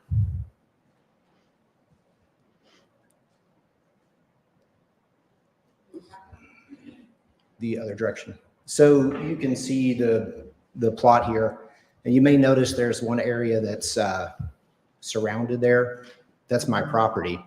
What you guys have been calling an access is a prescriptive easement to my property that goes through their current property that we pay to maintain. We pay for the gate. We've maintained that for several years. This is something that when this was first brought up, the zoning planning committee had no knowledge of prior to that, nor did the developer. That obviously is of concern to me on a personal level. It's obviously not the best access, and the access is the key issue here. So obviously on a personal level, this would be a problem. That's my driveway that your construction vehicles will be going up currently that I use and pay to maintain.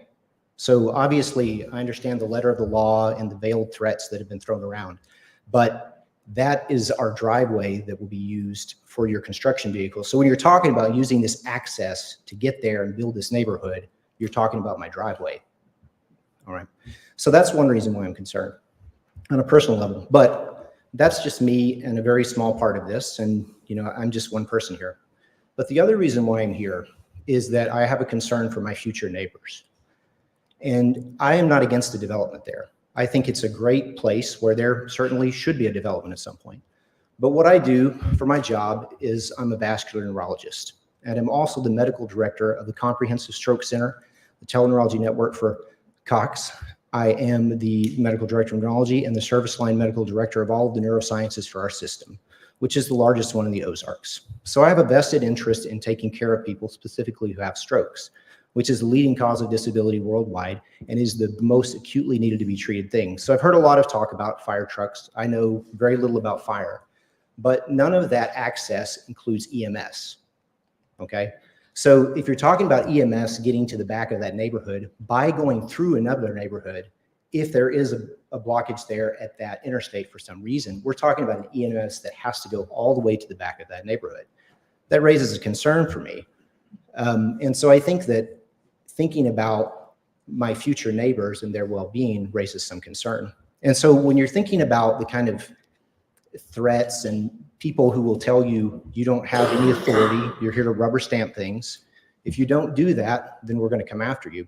I think that's one side of things. The other side of that is I'm sure we could find a case.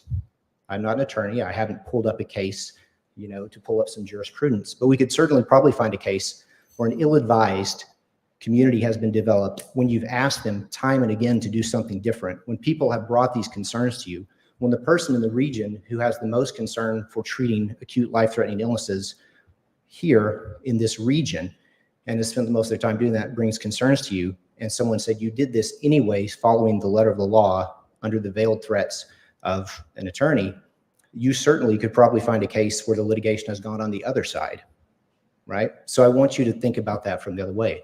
I'm not going to threaten anybody with anything like that. I just have concern for my future neighbors and for the people in Stone Ridge as well. So my concern, obviously, one is that this would seriously, you know, affect my quality of life, I mean, the property owner there. But two, as the person in the Ozarks who is the most qualified and has spent the most time trying to take care of people with acute neurological emergencies and has the responsibility of being in charge of those things for the largest health system in the Ozarks, I have concerns about that as well. And while I don't have any case to bring up that or anything, I do have concerns. And I think that needs to be weighed. I think you do play a role here. I think what you and I have in common, that the developer doesn't have in common, that the property owner doesn't have in common with us, that the attorney doesn't have in common with us, is we all live in Ozark. These are going to be our neighbors, whoever is in this development. And it's our job to protect and take care of them. And I don't think you're here just to rubber stamp things. I'm not going to insult you and say that, as you've heard already. I think you're here to take all of the information into account, obviously to follow the law, but there is a reason why you meet. There's a reason why you're elected officials that is the last line of people to help make these decisions when you've heard all of the information. And so my time is almost up, but I do thank you for hearing me. And those are my concerns, which I think are legitimate. You've got a hard job. People are going to be mad at you either way. We respect your decision, but thank you for your time. Thank you very much.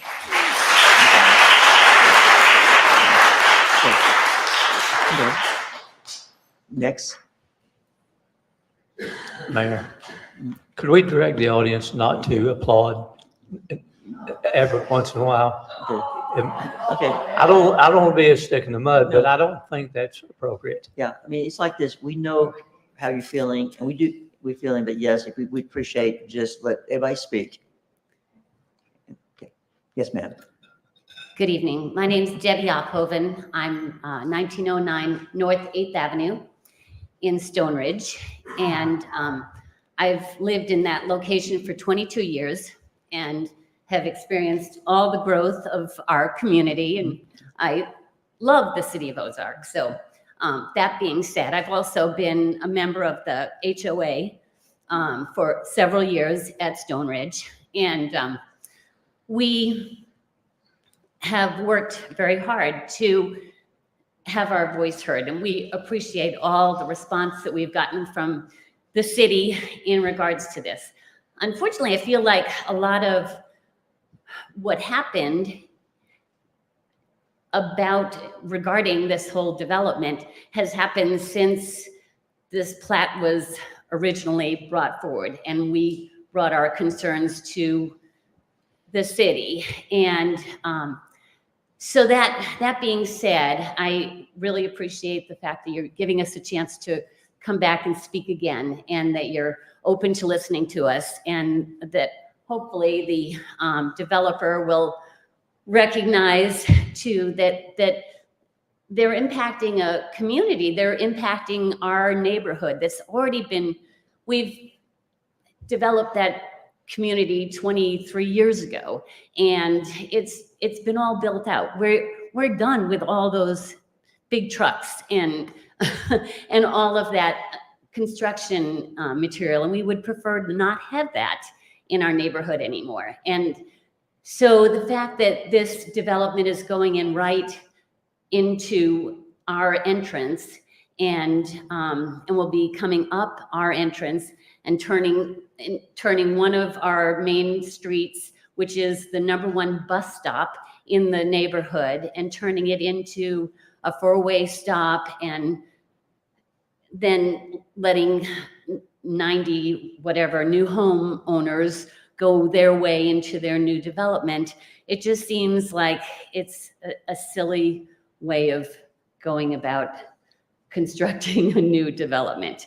And I, as I said, I've lived there for many years and have personally witnessed the hill that we're talking about, that they're coming up into the subdivision. That hill during snowstorms is impassable. And I have had a situation where I was coming up the hill and I couldn't get up. I couldn't get to my home, and I ended up abandoning my car down on Greenbridge Road. And that was 20 something years ago, but it could still happen today. I've since then gotten myself a all-wheel drive vehicle and can get up the hill. But I've also seen twice where cars have come down the hill, lost traction, gone right across Greenbridge Road into the field across the street because of the snow and ice. And so, we're talking about safety issues and how that road could get blocked off and how it could be impossible for the emergency vehicles to get into the area. That right there, I think, is a perfect example. You add another, more than double our already developed homes into one entrance and exit. It just seems like it's a silly way of going about it.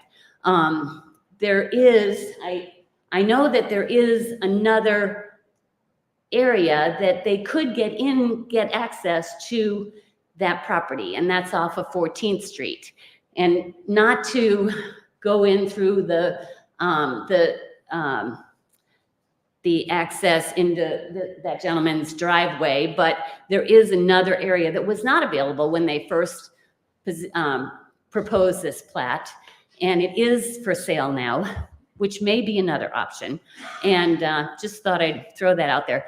Can I just have a show of hands for all the people that are representing Stone Ridge here today? No, well, it's too late. She So can't talk to the You- audience. Yeah, you, yeah, She you're needs supposed to be talking talk to us. You're talking to the audience. You're just, you're addressing us. okay, I just wanted to just. I know, but Okay, so that's all. I'll excuse myself. I know that there's others that want to speak. Thank So you very thank you much. very much. I appreciate your time. And Can I answer one of her questions? Or one of her points? yes, To one of your points, the Crank property that adjoins the south side of this property is not for sale. The Sunset Farms property, in other words, these two properties are not for sale. These two properties are. They don't adjoin that property. okay. I thought that maybe there was an opportunity to build up on that. It's 14th Street that comes straight in. It's 14th Avenue, it comes in right here. Uh-huh. But this property is for, this property and this property is for sale. This property and this property is not. Oh. Now, if this were for sale, there is one little section here that could possibly do what you said it could do, but it is not for sale. Huh. Okay. All right. Well, thank you for. thank you. Next.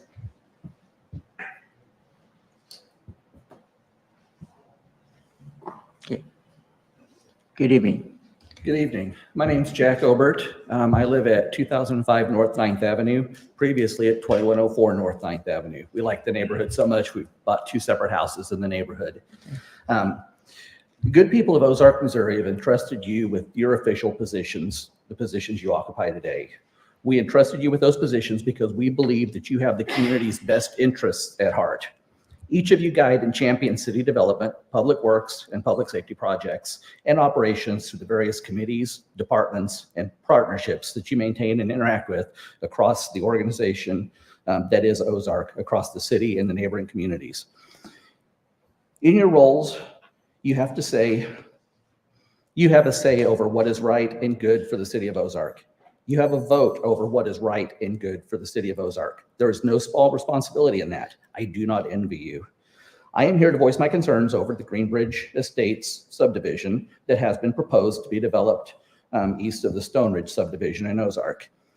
Will living next to a development under construction be an inconvenience to the residents of Stone Ridge? Yes, it will be. It will be noisy. It will be dirty. Will living next to a development under construction be detrimental to the aesthetic of our neighborhood? Yes, it will. Will a development next to us negatively impact our property values? Probably, but only time will tell. Can we tolerate these inconveniences and losses in the name of progress and growth for the city, for the community? Yes, we can. What we cannot and choose not to tolerate is the threat to safety that this development, as submitted, will pose to our neighborhood, surrounding neighborhoods, and the new residents in the proposed development. We've lived in this neighborhood for years. I've been trapped in this neighborhood when trees have fallen across the only entrance during storms. I've rallied with my neighbors, wielding chainsaws and tow chains in the pouring rain to clear roads so that cars and emergency vehicles could pass unimpeded. My neighbors and I have been forced to drive miles out of our way when floodwaters have come to within a few feet of the only entrance to our neighborhood, blocking all but one connecting road under feet of water. I've watched my neighbors struggle to go up and down the icy and snow-covered hill, the only entrance to our neighborhood, winter after winter. A neighborhood of our size with only a single entrance and exit is dangerous. Adding 150% more homes and more traffic to that same entrance borders on negligence. I believe it is a real safety concern and is not good or safe for the residents of either subdivision. While the developers proposed a gated access road or easement, as we've discussed, that the fire chief says his equipment should be able to traverse, this, I believe, is not what's best for either neighborhood. I understand that the developer feels that they have checked all the boxes on all of the forms and that they have been presented with. They see no reason why it should not be approved and permitted. I understand that there have been allusions to litigation if the development is not allowed to progress as originally proposed. I also understand the need to be good financial stewards for the city, but our community does not and should not function only by checkboxes and veiled threats. So in conclusion, I remind you that you, and by proxy we, vote on these matters for a reason. This development has not yet been built. It is not currently under construction. No ground has been broken. When a design is unsafe, you have a duty to vote against it until it is made safe. To do otherwise is to do a disservice to the city, those you represent, the neighbors, new residents, and visitors to the community. We ask that you please vote against this proposal until it is made safe, regardless of how many boxes were checked or how many threats were made in the process. Please do the right thing for our community. Okay, thank you. Okay.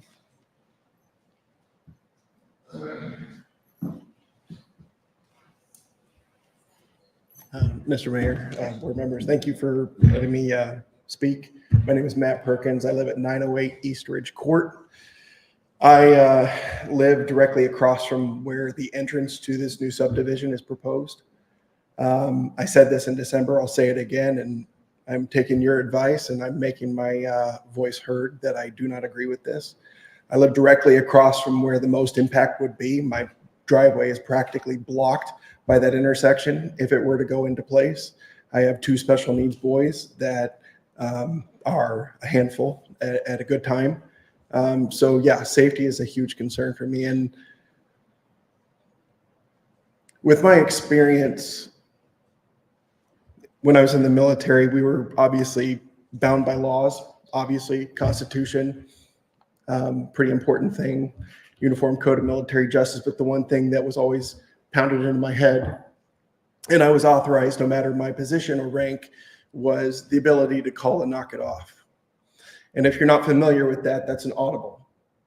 Military says if something's unsafe, if something doesn't make sense, if something is going to jeopardize people or bring into call safety or even sanity, call and knock it off, because you can't undo something you did or you allowed to happen.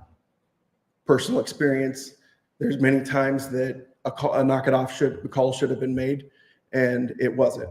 And I implore you right now, as a father, as a willing participant to the city of Ozark, this is where I moved my family for the safety and comfort and the sense of belonging that I found whenever I visited. I implore you to knock it off, make a knock it off call. With that, I give you up my time, but thank you very much. Thank you, Matt. Next. Okay. Mr. Mayor, board, Caleb Berger, 810 East Stone Ridge Drive, therein, of course, what subdivision we're talking about tonight. You know, my brother in arms back here, I'm assuming Army, sir? Air Force. Right, aim high, fly, fight, win. Me too. Caleb, Point of order. I know, Caleb, please address us. Yes, sir. UCMJ, powerful thing, right? Holds us in accords with what we are called to do to defend the Constitution of the United States against enemies foreign and domestic. One thing I bring before you, gentlemen and ladies, is that the great Constitution of ours, which was referenced by members present, is for the people, by the people. You have people behind you, your constituency, that voted you in or voted opposite. We shall not know. This is a sacred right given to us by God. And they're saying, we don't want this as it stands now. Please help us make adjustments. I am also a newly appointed member of the Planning and Zoning Commission because of this. I saw what had happened. I saw that there was what seemed to me at the time rubber stamping going on. And I said, I served and fought for my country. Maybe I can serve my town that I now live in as well. I approached the mayor and he said, we need somebody ain't afraid to speak their mind, right?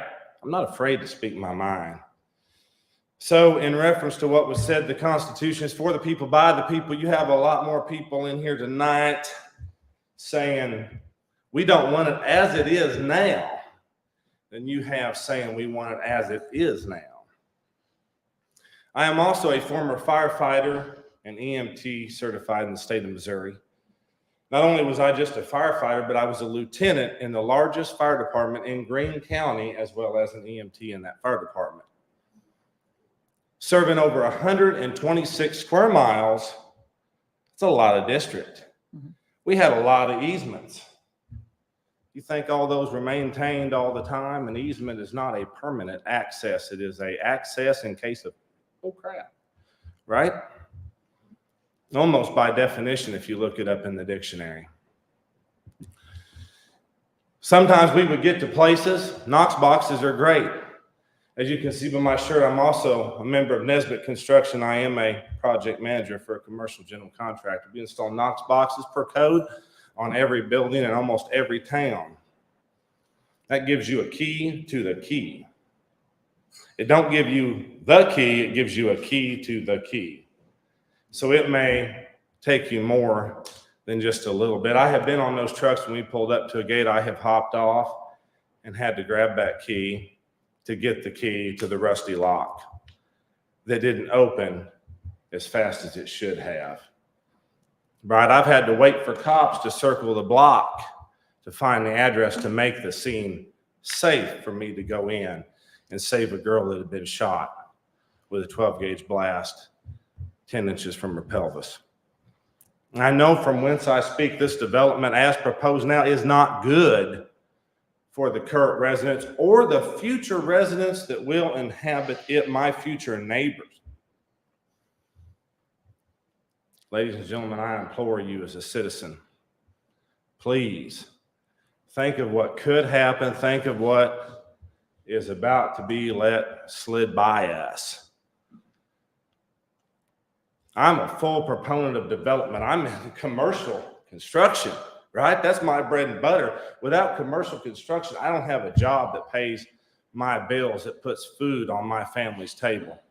But it has to be done in the right way. Our gentleman back here, our attorney, said, as many attorneys do, that all the boxes of the letter of the law have been checked before you tonight. I insert before you the words of Andy Griffith talking to Barney, as is in one of our favorite shows. And he said, Barney, sometimes you don't need to go so much by the letter of the law, but by your heart.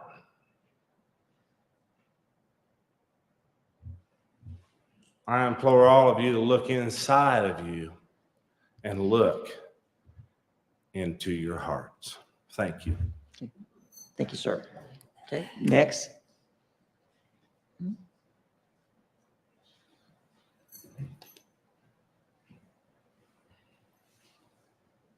Good evening. Hi, I'm Mark Acker. I'm at 1549 East Greenbridge Road. On the map that's up right now, our property is the hayfield to the north of this development, and our home is on the east end there. And 2 points I wanted to make tonight. First of all, going back to the question of construction traffic, and I appreciate that that question's being asked. How is that going to be handled? How is that going to be dealt with? And I also appreciate trying to be considerate of the neighbors that are in Stone Ridge, and asking the question, could traffic be routed through the emergency access? On that point, what I would like to say is that when the owners of this proposed development, when they built their previous house on this property, there was a lot of construction just for that one house. And one of their cement trucks broke our driveway, which you can see is not on the property, but it did back into our driveway and broke our driveway. Maintenance of those kind of things is a very real concern. If this development, I can't speak to the legality, but what I can say is if it was done ethically, they would be approaching the gentleman who's paying for maintenance of that access and offering to cover that. To my knowledge, they've not done that. That would be the ethical thing to do. Secondly, and on that question, I think that is important to ask, who's going to maintain that on an ongoing basis? Who is going to maintain that access going forward? And if it damages the existing driveway that someone else, a private citizen, is paying for, who covers that cost? Is that in the plan? What does that look like? I think that's something that should be answered. If you could go back to the plat map, and this may be ignorance on my part. My question, and Mr. Campbell raised this question earlier, but I don't feel like it was really adequately answered. I understand the dotted line is showing the proposed emergency access. But from what I'm looking right here, it does look like there are 2 lots in the middle of what would be that access. So I guess my question is, how is that legal if this map, I mean, I understand there was the suggestion, well, maybe those aren't going to be used, but according to what I'm looking at here, it looks like those are 2 lots to be used. So I would like to hear that question answered, because I feel like that's, if it's not, that we really haven't established a legal access based on what's on this map. So those are my 2 points. Thank you. Thank you. Okay. Do we need to address this question? Hi, everyone. I'm Leslie Seawright, 2108 North 9th Avenue. Thank you for voting and allowing us to speak today. I really appreciate that. One of the questions that I wanted you to consider is, who is Terra Innovations? I did a little bit of looking because I was not familiar with this company. They're a Florida-based development company. They say asset management. There's a lot of different names that they give themselves on their website. On their website, the largest project they've ever done that I see, and Sarah can correct me if I'm wrong, is 8 homes. They've built a strip mall here and there. They've built a couple vacation homes, but the largest residential project they've ever done is 8 Airbnb homes in Michigan. If you actually Google Sun-Kissed Hills, that's the development in Michigan, you'll get a whole bunch of articles about how they've had a lawsuit with the city, and then that city was dismissed by the judge, and then the city had to sue Terra Innovations because they failed to agree by the settlement that they came to. So this is the company that we're dealing with here today. It didn't surprise me that they were throwing around, litigation, or that their lawyer was here. Terra Innovations has no interest in partnering with us or in partnering with the city to make a development that makes sense. At the December meeting, it was very clear, as Alderman Galloway was trying to say, it was very clear that you guys were asking for 2 public entrances, as you had asked of other neighborhoods previously, trying to be fair to this developer as you had demanded of other developers. It's crazy to me that these new residents will drive into our neighborhood with our huge stone monument that says Stone Ridge Development to get to their neighborhood. It's never made any sense to me. Stone Ridge has 65 homes. We were told by the police department we are the largest neighborhood in Ozark with 1 way in and 1 way out. You are adding, if you approve this plan, 89 homes. That's 154 homes on 1 way in and 1 way out.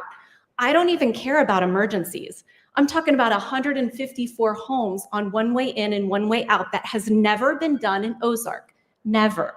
We are the largest currently at 65. That's why so many people are coming to you talking about safety. We're talking about our children on these streets. We're talking about 8 buses a day that drop off and pick up kids in this neighborhood. We're talking about a traffic study that was given to you that was done for 13 hours, not 3 days, 13 hours on August 13th when school was not in session. Now they get to say, traffic study shows no impact. I bet it doesn't. You did it for 13 hours when school was not in session. There have been so many things that we have tried to bring to you guys, and I appreciate all the time that you have spent looking into this issue. I have, studied traffic studies. I have learned about subdivision ordinances. I have made myself an expert in the workings of city councils, right? It's been crazy, but we're all here because Terra Innovations refuses to add a secondary public entrance. That's all we want. We're not against development. We're not against this development. All we've asked for this entire time is please add a second entrance. They came back in March for a special meeting. I was at that special meeting. They asked, if we add this second entrance, is this approved? Now, the aldermen, being smart, were like, well, that's all we've asked for, right? We can't make promises that it's approved, but that's what we've asked for. They left in March. We felt happy that everybody knew we were on the same page. They were going to put in a second entrance. I implore you, make them do the right thing. I was so glad when Alderman Galloway asked why. Why are you not doing it? That's the one question I wanted you to ask. Why do they refuse to partner with us, to work with us?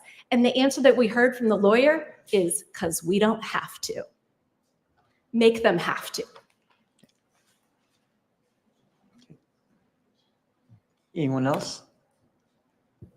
Okay.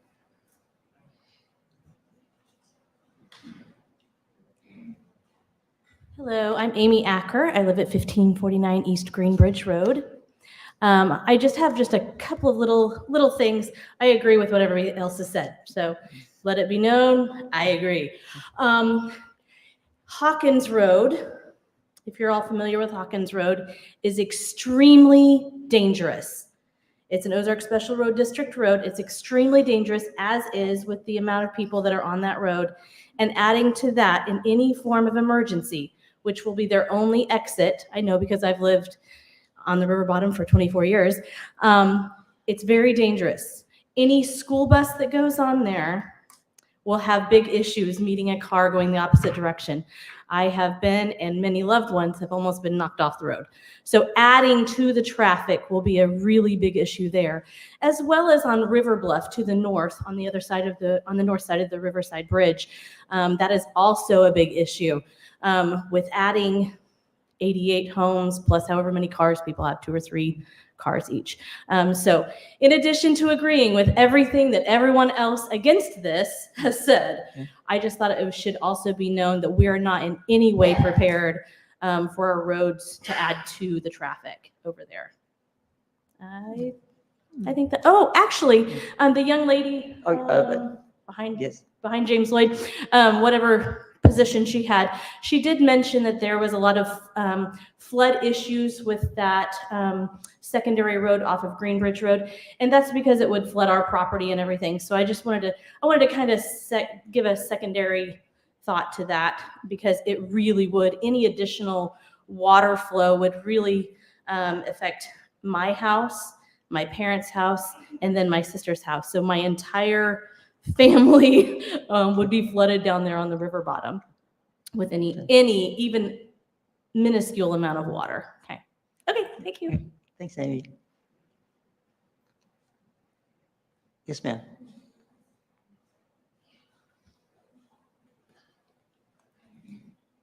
Hello, my name is Jennifer Obert. I'm at 2005 North 9th Avenue. First of all, thank you all for returning phone calls and replying to my email. I very much appreciate that. I had a really wonderful conversation with some really good information. It was very, very helpful. So just thank you very much for that. I would like to take a couple of minutes. I agree to, of course, you might not have noticed, but I agree to. But I'd like to take a couple of minutes to talk about these ordinances that have happened since this plan was presented. I'd like to point out that in good faith, and other people have said this, if those ordinances were worth passing in a hurry because we realized we did something wrong, or that we hadn't addressed an issue that needed to be addressed, we didn't even know that we hadn't addressed it. If they were worth that, they're worth it for this too. Yes, that means that there's a risk. It means if we do this and we start doing this, as the attorney said, if we start doing this, it's unconstitutional. If we start doing whatever, that's a risk, sure. Constantly changing rules are a risk. We can't let our fear of unknown risk impact the risk, the real risk that's right in front of us. We are a learning species. When we learn, we change. And sometimes that change has to happen really quickly. It's called agility. I lead a team of information architects for a banking software company, a pretty ethical one, frankly. I can tell you that at the rate at which information changes in that industry, between customer requests on regulatory information and issues that arise with just technology changing on a constant basis, multiple times today, it's overwhelming and it can be seemingly impossible to accomplish. But I promise you that when your bank information is at risk, or when your bank tells us that something is critically impacting you, we find a way to make a change. We don't have a choice because it's the right thing to do. And when that change impacts customers using older versions of our products, we go through the trouble of retroactively, updating older versions of our products because it's the right thing to do. It's expensive to do that. It takes collaboration and it takes effort, but we do it. I'm telling you that to tell you this. In the time since P&Z did all of this, and since everyone in good faith did what they thought they were doing for the right reasons, you've made changes to ordinances that could have an impact on this proposal. You made those changes because it was the right thing to do, and now I'm asking you to do it for us. Clearly, you've been advised that not approving this could be costly if the developer feels that they have been treated unfairly. But in good faith, again, if you're acting in the best interest of citizens, this proposal is worth reconsidering for safety, for traffic, for other issues, as already mentioned, because it is the right thing to do. A primary entrance to Greenbridge could be made from other areas. That's the right thing to do. Please find a way to make this right. Thank you, Jennifer. Anyone else? Okay.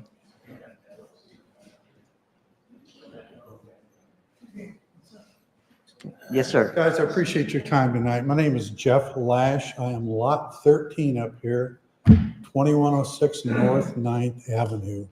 I don't have a lot to add to what my beloved neighbors have contributed. I love this neighborhood. I do not want to see it decimated. My wife and I retired. We built our dream home, downsized, beautiful. The thing that I keep hearing over and over and over is do the right thing. If you live there and you've got little kids running around, the bus stop to the busiest intersection in our neighborhood, it's not if a kid's going to get hit, it's when. The developer runs off, cashes check, who's going to be liable? City of Ozark. Short and sweet, if they've got the money to throw the threats and a lawyer, they've got the resources to put the right entrance. Do it right. That's all we're asking. Thank you for your time. Thank you, Jeff. Anyone else? John C. Wright, 2108 North 9th. All right, I think we're going to bring this to a close. I cannot thank you guys enough. Mr. Galloway, very well. Mr. Snyder, thank you. Janan, thank you, guys. Even Amanda, thank you very much for listening to all of us. What I think we've heard here is that we know that everybody here in this room is going to be culpable if something goes bad. We know that Terra Innovation doesn't seem to want to listen or want to help the situation. I'll say it. I think this might be a wonderful idea for a lawsuit. I think if this comes to a lawsuit, then maybe it will go to litigation, and maybe somebody will listen from Terra Innovation. Maybe this gentleman will get his driveway put in if it's going to be a road access. Maybe things will work out. But for us to sit here and throw these accusations, well, if you don't do this, I'm going to sue. If you don't do this, I'm going to do that. You know what? Maybe that's exactly what we need. Maybe that's it. Maybe we need to have somebody act as a mediator. Because at the end of the day, if something goes wrong and that lockbox doesn't work because it's a police officer, not a firefighter that needs to get through there, or there's an active shooter, or there's a tornado, whatever it might be. And if something goes wrong, everybody here is culpable. God forbid it was my kid. Because I tell you what I would do is I would line up everybody and I would sue everybody. Because if that's what it took, that's what I would do. So why would not be somebody else? The point I'm trying to make is you guys have done a really good job of looking at all this. We've done a really good job of finding the fault and changing it because we passed those ordinances. So we have one left. And maybe we can get them on our side instead of all these fish swimming in one place, and we can get and everybody go in the same direction. That's all I'm asking. So, you know what? I hope that fear does not dictate how you guys choose this, because I'm in it for the long haul because I live here. So that's all I got. Thank you, guys. Thank you, John. Okay. Anyone else before I close the public discussion? Okay, I'm not seeing moves, so I'm going to close it now to public discussion. Okay, going back now to comments from boards. I'll go with Alderman Hutcherson first. I just wanted to clarify the comment I made. I should not have spoken for the board. I should have not said we. I should have said I would request that you seriously consider making that easement the construction easement. Alderman Campbell. I think Alderman Galloway was before me. Oh, okay, You're sorry. not going to like what I have to say. I'm about reached my limit in terms of Okay. going without a recess. Yeah. I need about 5 minutes. Oh, you're calling for a recess? I'm asking Okay, for one, yeah. okay, got it. He's calling for a recess for For 5 5 minutes. minutes. Okay. Okay, 5 minutes. Sorry about that. I'm with you.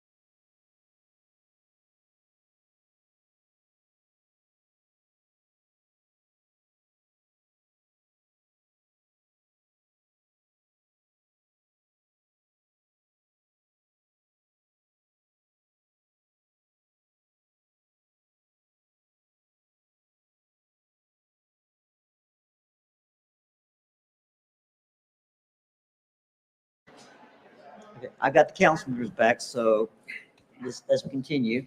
At this time, board, any questions or comments? Yes, Alderman Campbell.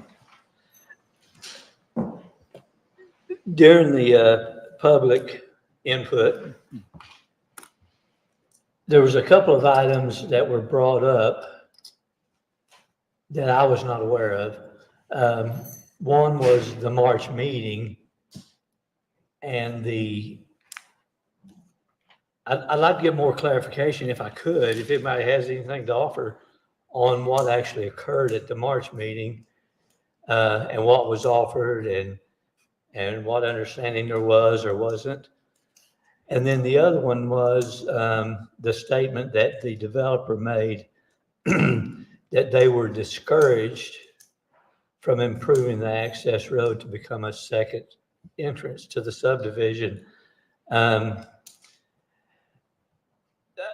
think we need to have the opportunity at least to respond to that statement. Okay, well, there's two part here, the March meeting and all. I want some clarification. I'm getting older, but we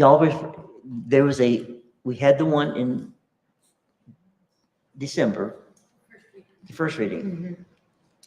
And now I'm hearing there's a March meeting. When was that here? Or was that a private meeting with the developer?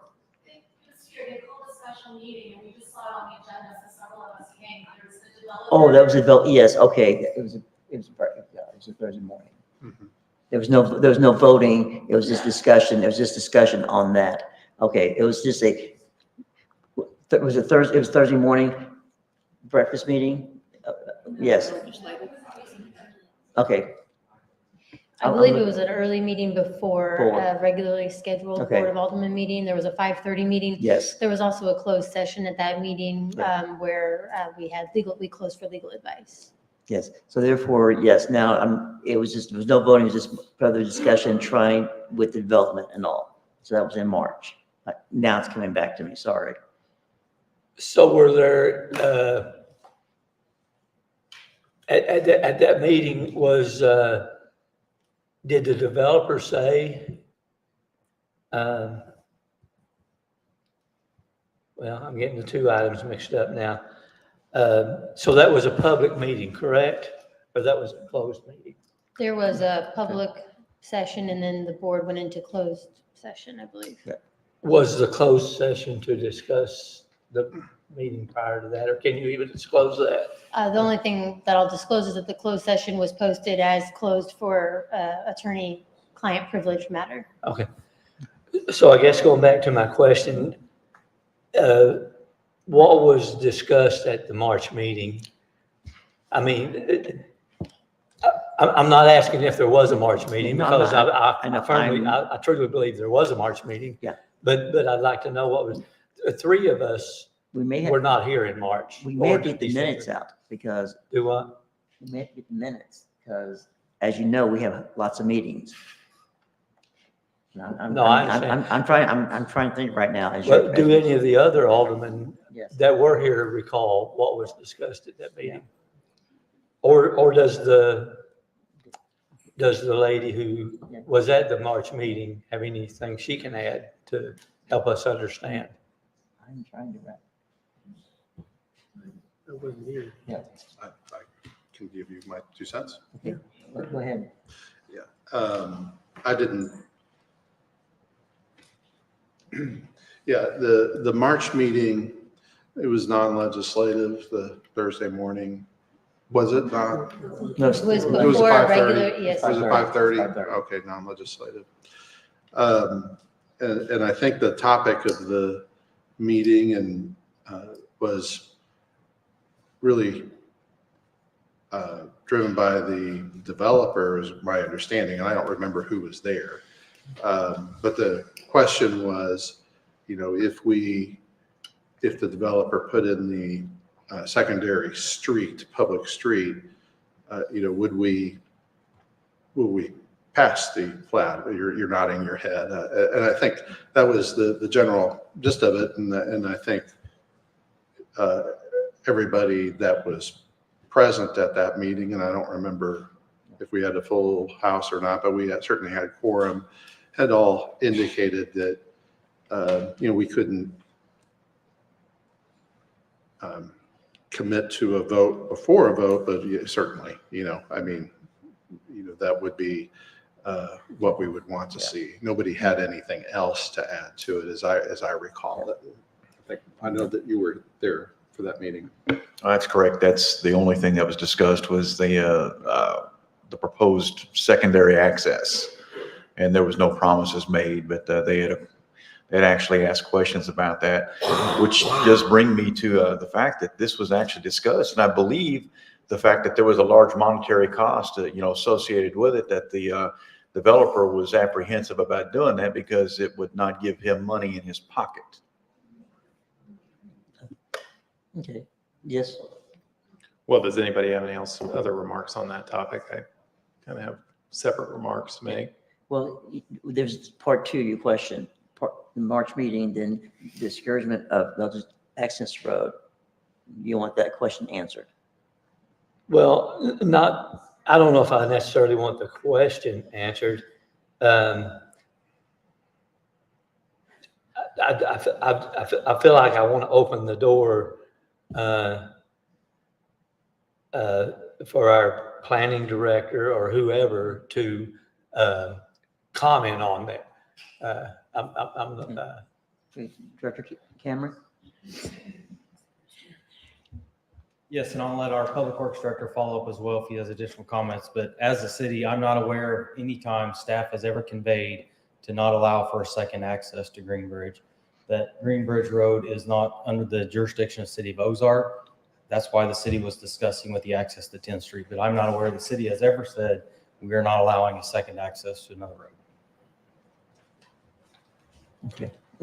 Yes. Alderman Aiken. Thank you. Yeah, I'll just kind of open things up and offer my thoughts on this. I appreciate all the remarks that everybody's made tonight. Clearly, you guys have really a special neighborhood, really a vibrant neighborhood. I frankly wouldn't mind living there myself, having heard a lot of you guys speak tonight. With that said, I think our role here is not to consider whether the developer or his attorney is a savory character or an unsavory character.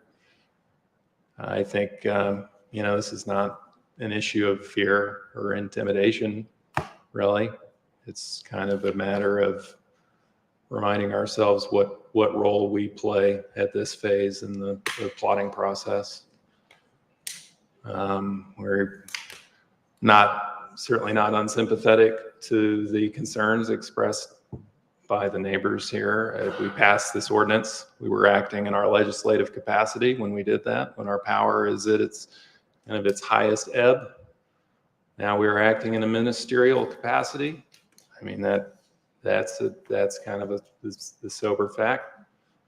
And we have our planning department, their engineers, our public works department, recommending this for approval, saying that all the subdivision requirements have been satisfied.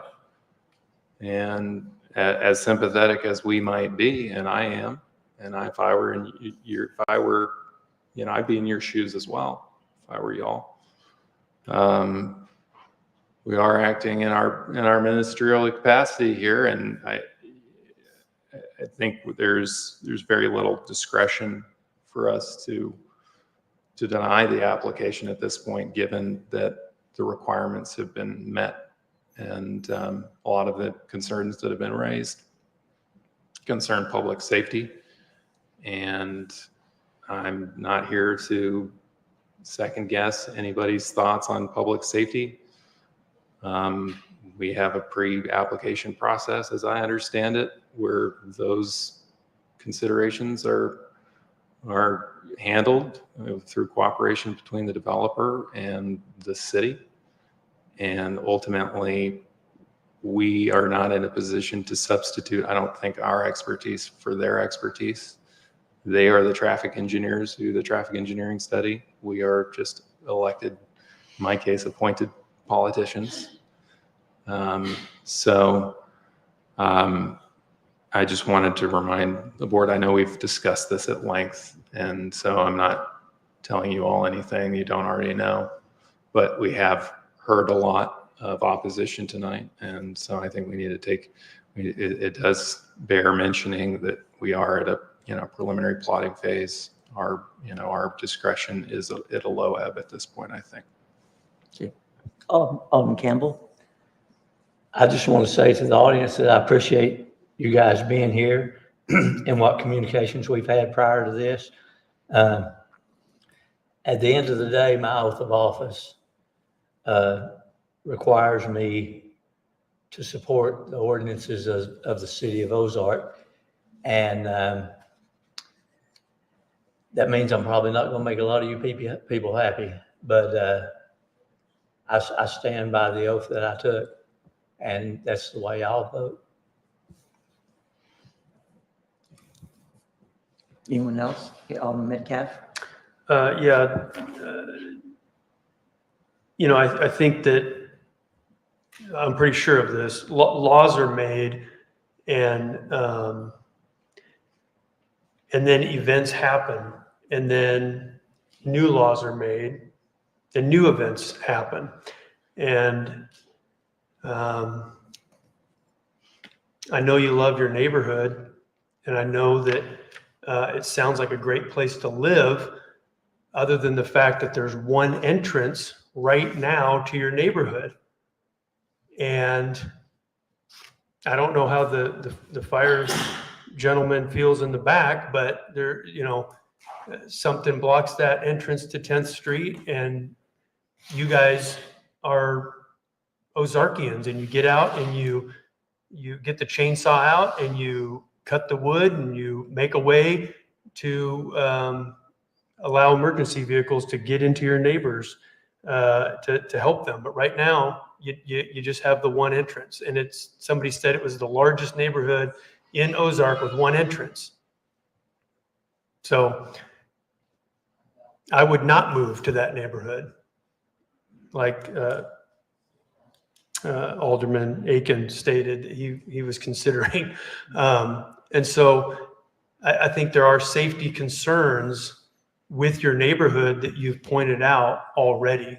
And so I think that if bad things happen, which bad things happen, then humans and society take action to correct those bad things. But we can't make, or we can't disobey the law thinking that certain bad things are going to happen. And so that's what I would say. I think that's all I would have to say. Okay. Are we good? Yes, that's all. Alderman Hutcherson. There are so many things about this. Excuse me. Our council member speaking. Thank you. There's so many things about this situation that are hard to deal with, hard to hear, hard to realize what will happen. And that there's a development going in where that development doesn't just care about the existing subdivision, 60 homes, but they evidently don't care about the problems that are going to plague the 89 homeowners that they're going to build for and sell to as well. And it is such a difficult situation on many, many levels. We understand, we've heard you, we've really appreciated the civility with which you've brought your reasoning to us. And the question that I come to is that there's the law. And so could not staff just check off the boxes? Why are we here if we find something that isn't right? But at the same time, like Mr. Campbell said, we took an oath. And that makes this very difficult on many, many fronts. But thank you for coming. Thank you for dealing with us. Thank you for your patience. Thank you for all the research you've done into this, the hours and hours that you've spent. We appreciate it. Alderman Galloway?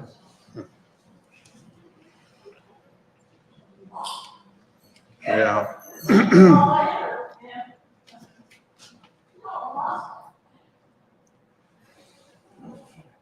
Yeah, that reaction is understandable.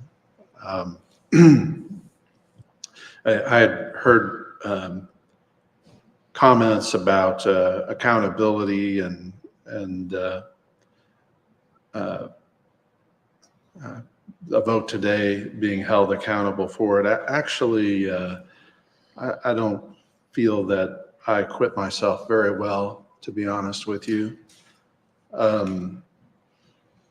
We should have caught this a lot earlier, you know, and to have a situation for a neighborhood that brings it to the front. And, you know, I don't know if it's true, but if it is the largest neighborhood with a single access, that just really doesn't make you feel any better. And I'm sorry, we should have caught it, and we didn't. And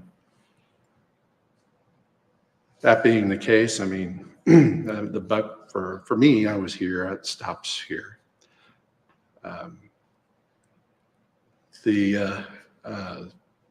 Once you realize the mistake, you put the pressure, tried to put the pressure on the developer to, you know, change their mind. It's not like this is unreasonable. You know, in December and honestly in March, I kind of thought we had it handled. I kind of put it away. But I mean, I asked 3 different times, you know, does the developer understand what we were wanting? And really why was part of it, but it's understandable in a crowd like this to not want to tell me no, or yes, we did understand it, and no, we're not going to do it. But that's the response that we got. And so there you kind of have it. And then I listened to my fellow aldermen, and you know, they put their finger right on it. That law should have not read the way that it did. It should not have. It should have been a different law. The one that we passed is what it should have been. The problem is that as they put their finger on it, it was not. It's a pretty bitter pill for me to swallow, but it isn't anything like any of you that's out there. Not at all. The law is that we're supposed to consider these safety things, that we are supposed to think about, debate, and enact laws that deal with safety considerations. That's what we're supposed to do. And yeah, there was an international fire code that I guess passed muster whenever it was that we passed it, whenever that particular code was done. But honestly, I think everybody here thought that was not in place. Not everybody here, but back in December, till we learned otherwise. And we all had thought that we were applying a different rule that was safer than what we had. I mean, that's what happened.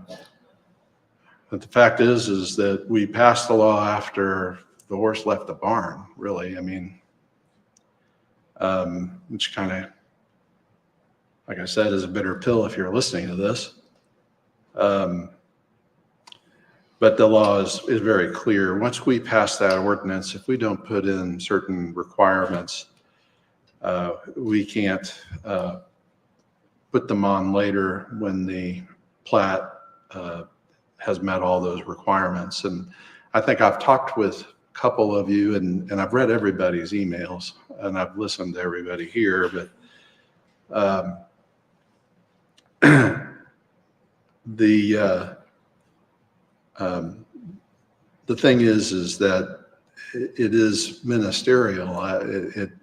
Literally, you have to make the right decision before we made it for it to work.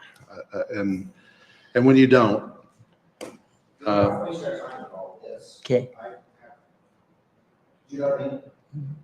well, I'm sorry that I offended you. I was just explaining, and I was apologizing. All right, so then. No, okay. There's no apology needed. That was it. So that was what I wanted to say, and that's why I have to vote the way I am going to vote. Okay. I think, are we all, yes, Alderman Snyder, I didn't see you. I stand with you folks. I just, in my opinion, common sense eludes someone that sees dollar signs. That's just the way I feel.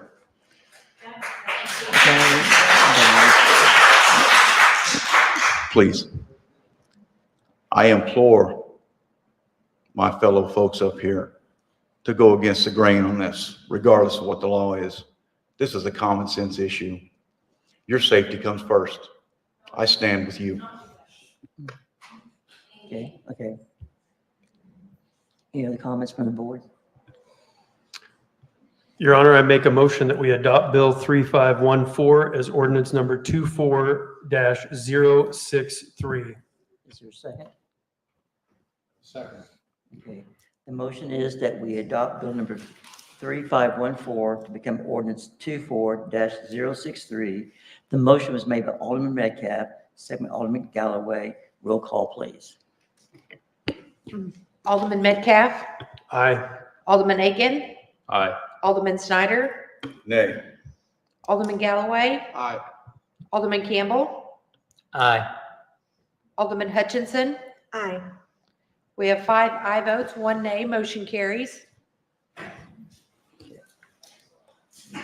Wait a minute.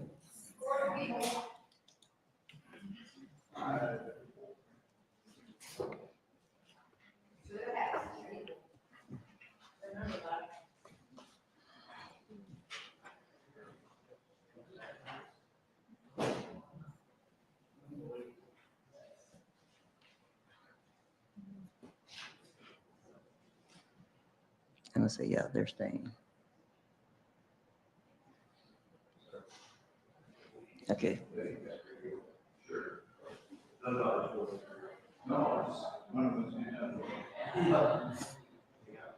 Okay. Okay, now we're gonna move on to bill number 3583. Your Honor, I'd make a motion to place bill number 3583 on its second reading as ordinance number 24-064. Well, we're a little bit ahead, but yes. Sorry. Okay, seconded by? Second. Okay, the motion is that we place bill number 3583 on its second reading by title only. Motion was made by Alderman Akins, is seconded by Alderman Snyder. All in favor of voting on the motion, discuss bill number 3583, do by show of hands. And that does carry. An ordinance of the City of Ozark, Missouri, authorizing the city to enter into a contract with Olson Incorporated for engineering services.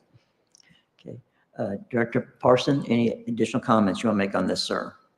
I'd be happy to answer any other questions. And Jonathan Pice with Olson Engineering is on the Zoom if we have any questions for him as well. So, any questions for Director Parson? Okay, I am not seeing any, so now we'll. I make a motion to adopt bill number 3583 as ordinance number 24-064. Second by? Second.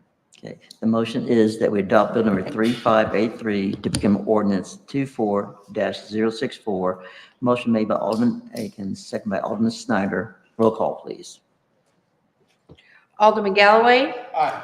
Alderman Snyder, Aye. Alderman Campbell, Aye. Alderman Hutchinson, Aye. Alderman Metcalf, Aye. Alderman Aiken. Aye. We have 6 aye votes, motion carries. Now we'll move to bill number 3584. Your Honor, I move that we place bill number 3584 on its second reading by title only. Second. Okay, the motion was made, but, okay, that we had, sorry. Okay, let me start over again. Hi, okay. The motion was made by Alderman Metcalf, second by Alderman Campbell. All in favor of motion to discuss bill number 3584, do so by show of hands. And that does carry. An ordinance amending the municipal code of the city of Ozark, Missouri, chapter 110, Mayor and Board of Aldermen, by adding one new section regarding abstentions. I'm happy to answer Yes. any questions. We discussed this at the first reading, but this amends the city code to change how abstentions will be handled in the case of a tie. So I think Alderman Hutchinson, you have a question? Oh, okay. Any from the board, any questions for our city attorney? I'm not seeing any, so let's move on. Your Honor, I make a motion that we adopt bill number 3584 as ordinance number 24-065. Is there a second? Second. Okay, the motion is we adopt bill number 3584 to become ordinance 24-065. The motion was made by Alderman Metcalf. It was seconded by Alderman Aiken. Roll call, please. Alderman Snyder, Aye. Alderman Hutchinson, Aye. Alderman Aiken, Aye.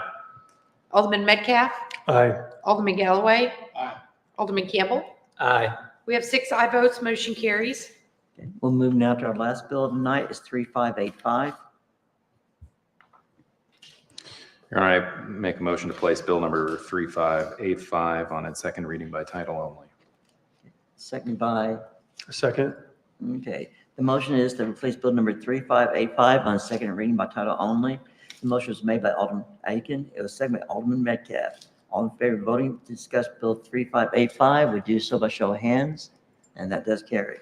An ordinance of the city of Ozark, Missouri, authorizing the city to enter into a structure transfer agreement and block wall maintenance agreement with the Missouri Highways and Transportation Commission for the transfer of Old Highway 65 and the Ozark Mill Bridge. Okay, Director Parson, any comments? Happy to answer any questions. Any questions for Director Parson from the board? Could, Yes, I'm sorry. Alderman Campbell. Almost got away. Yeah, almost, not quite. could you just give us, voice to us a brief summary of what this entails? Yeah, the PowerPoint is probably the Okay. best way to do that. And I'll slide through into those slides because it's very graphic, intense. You really got to show.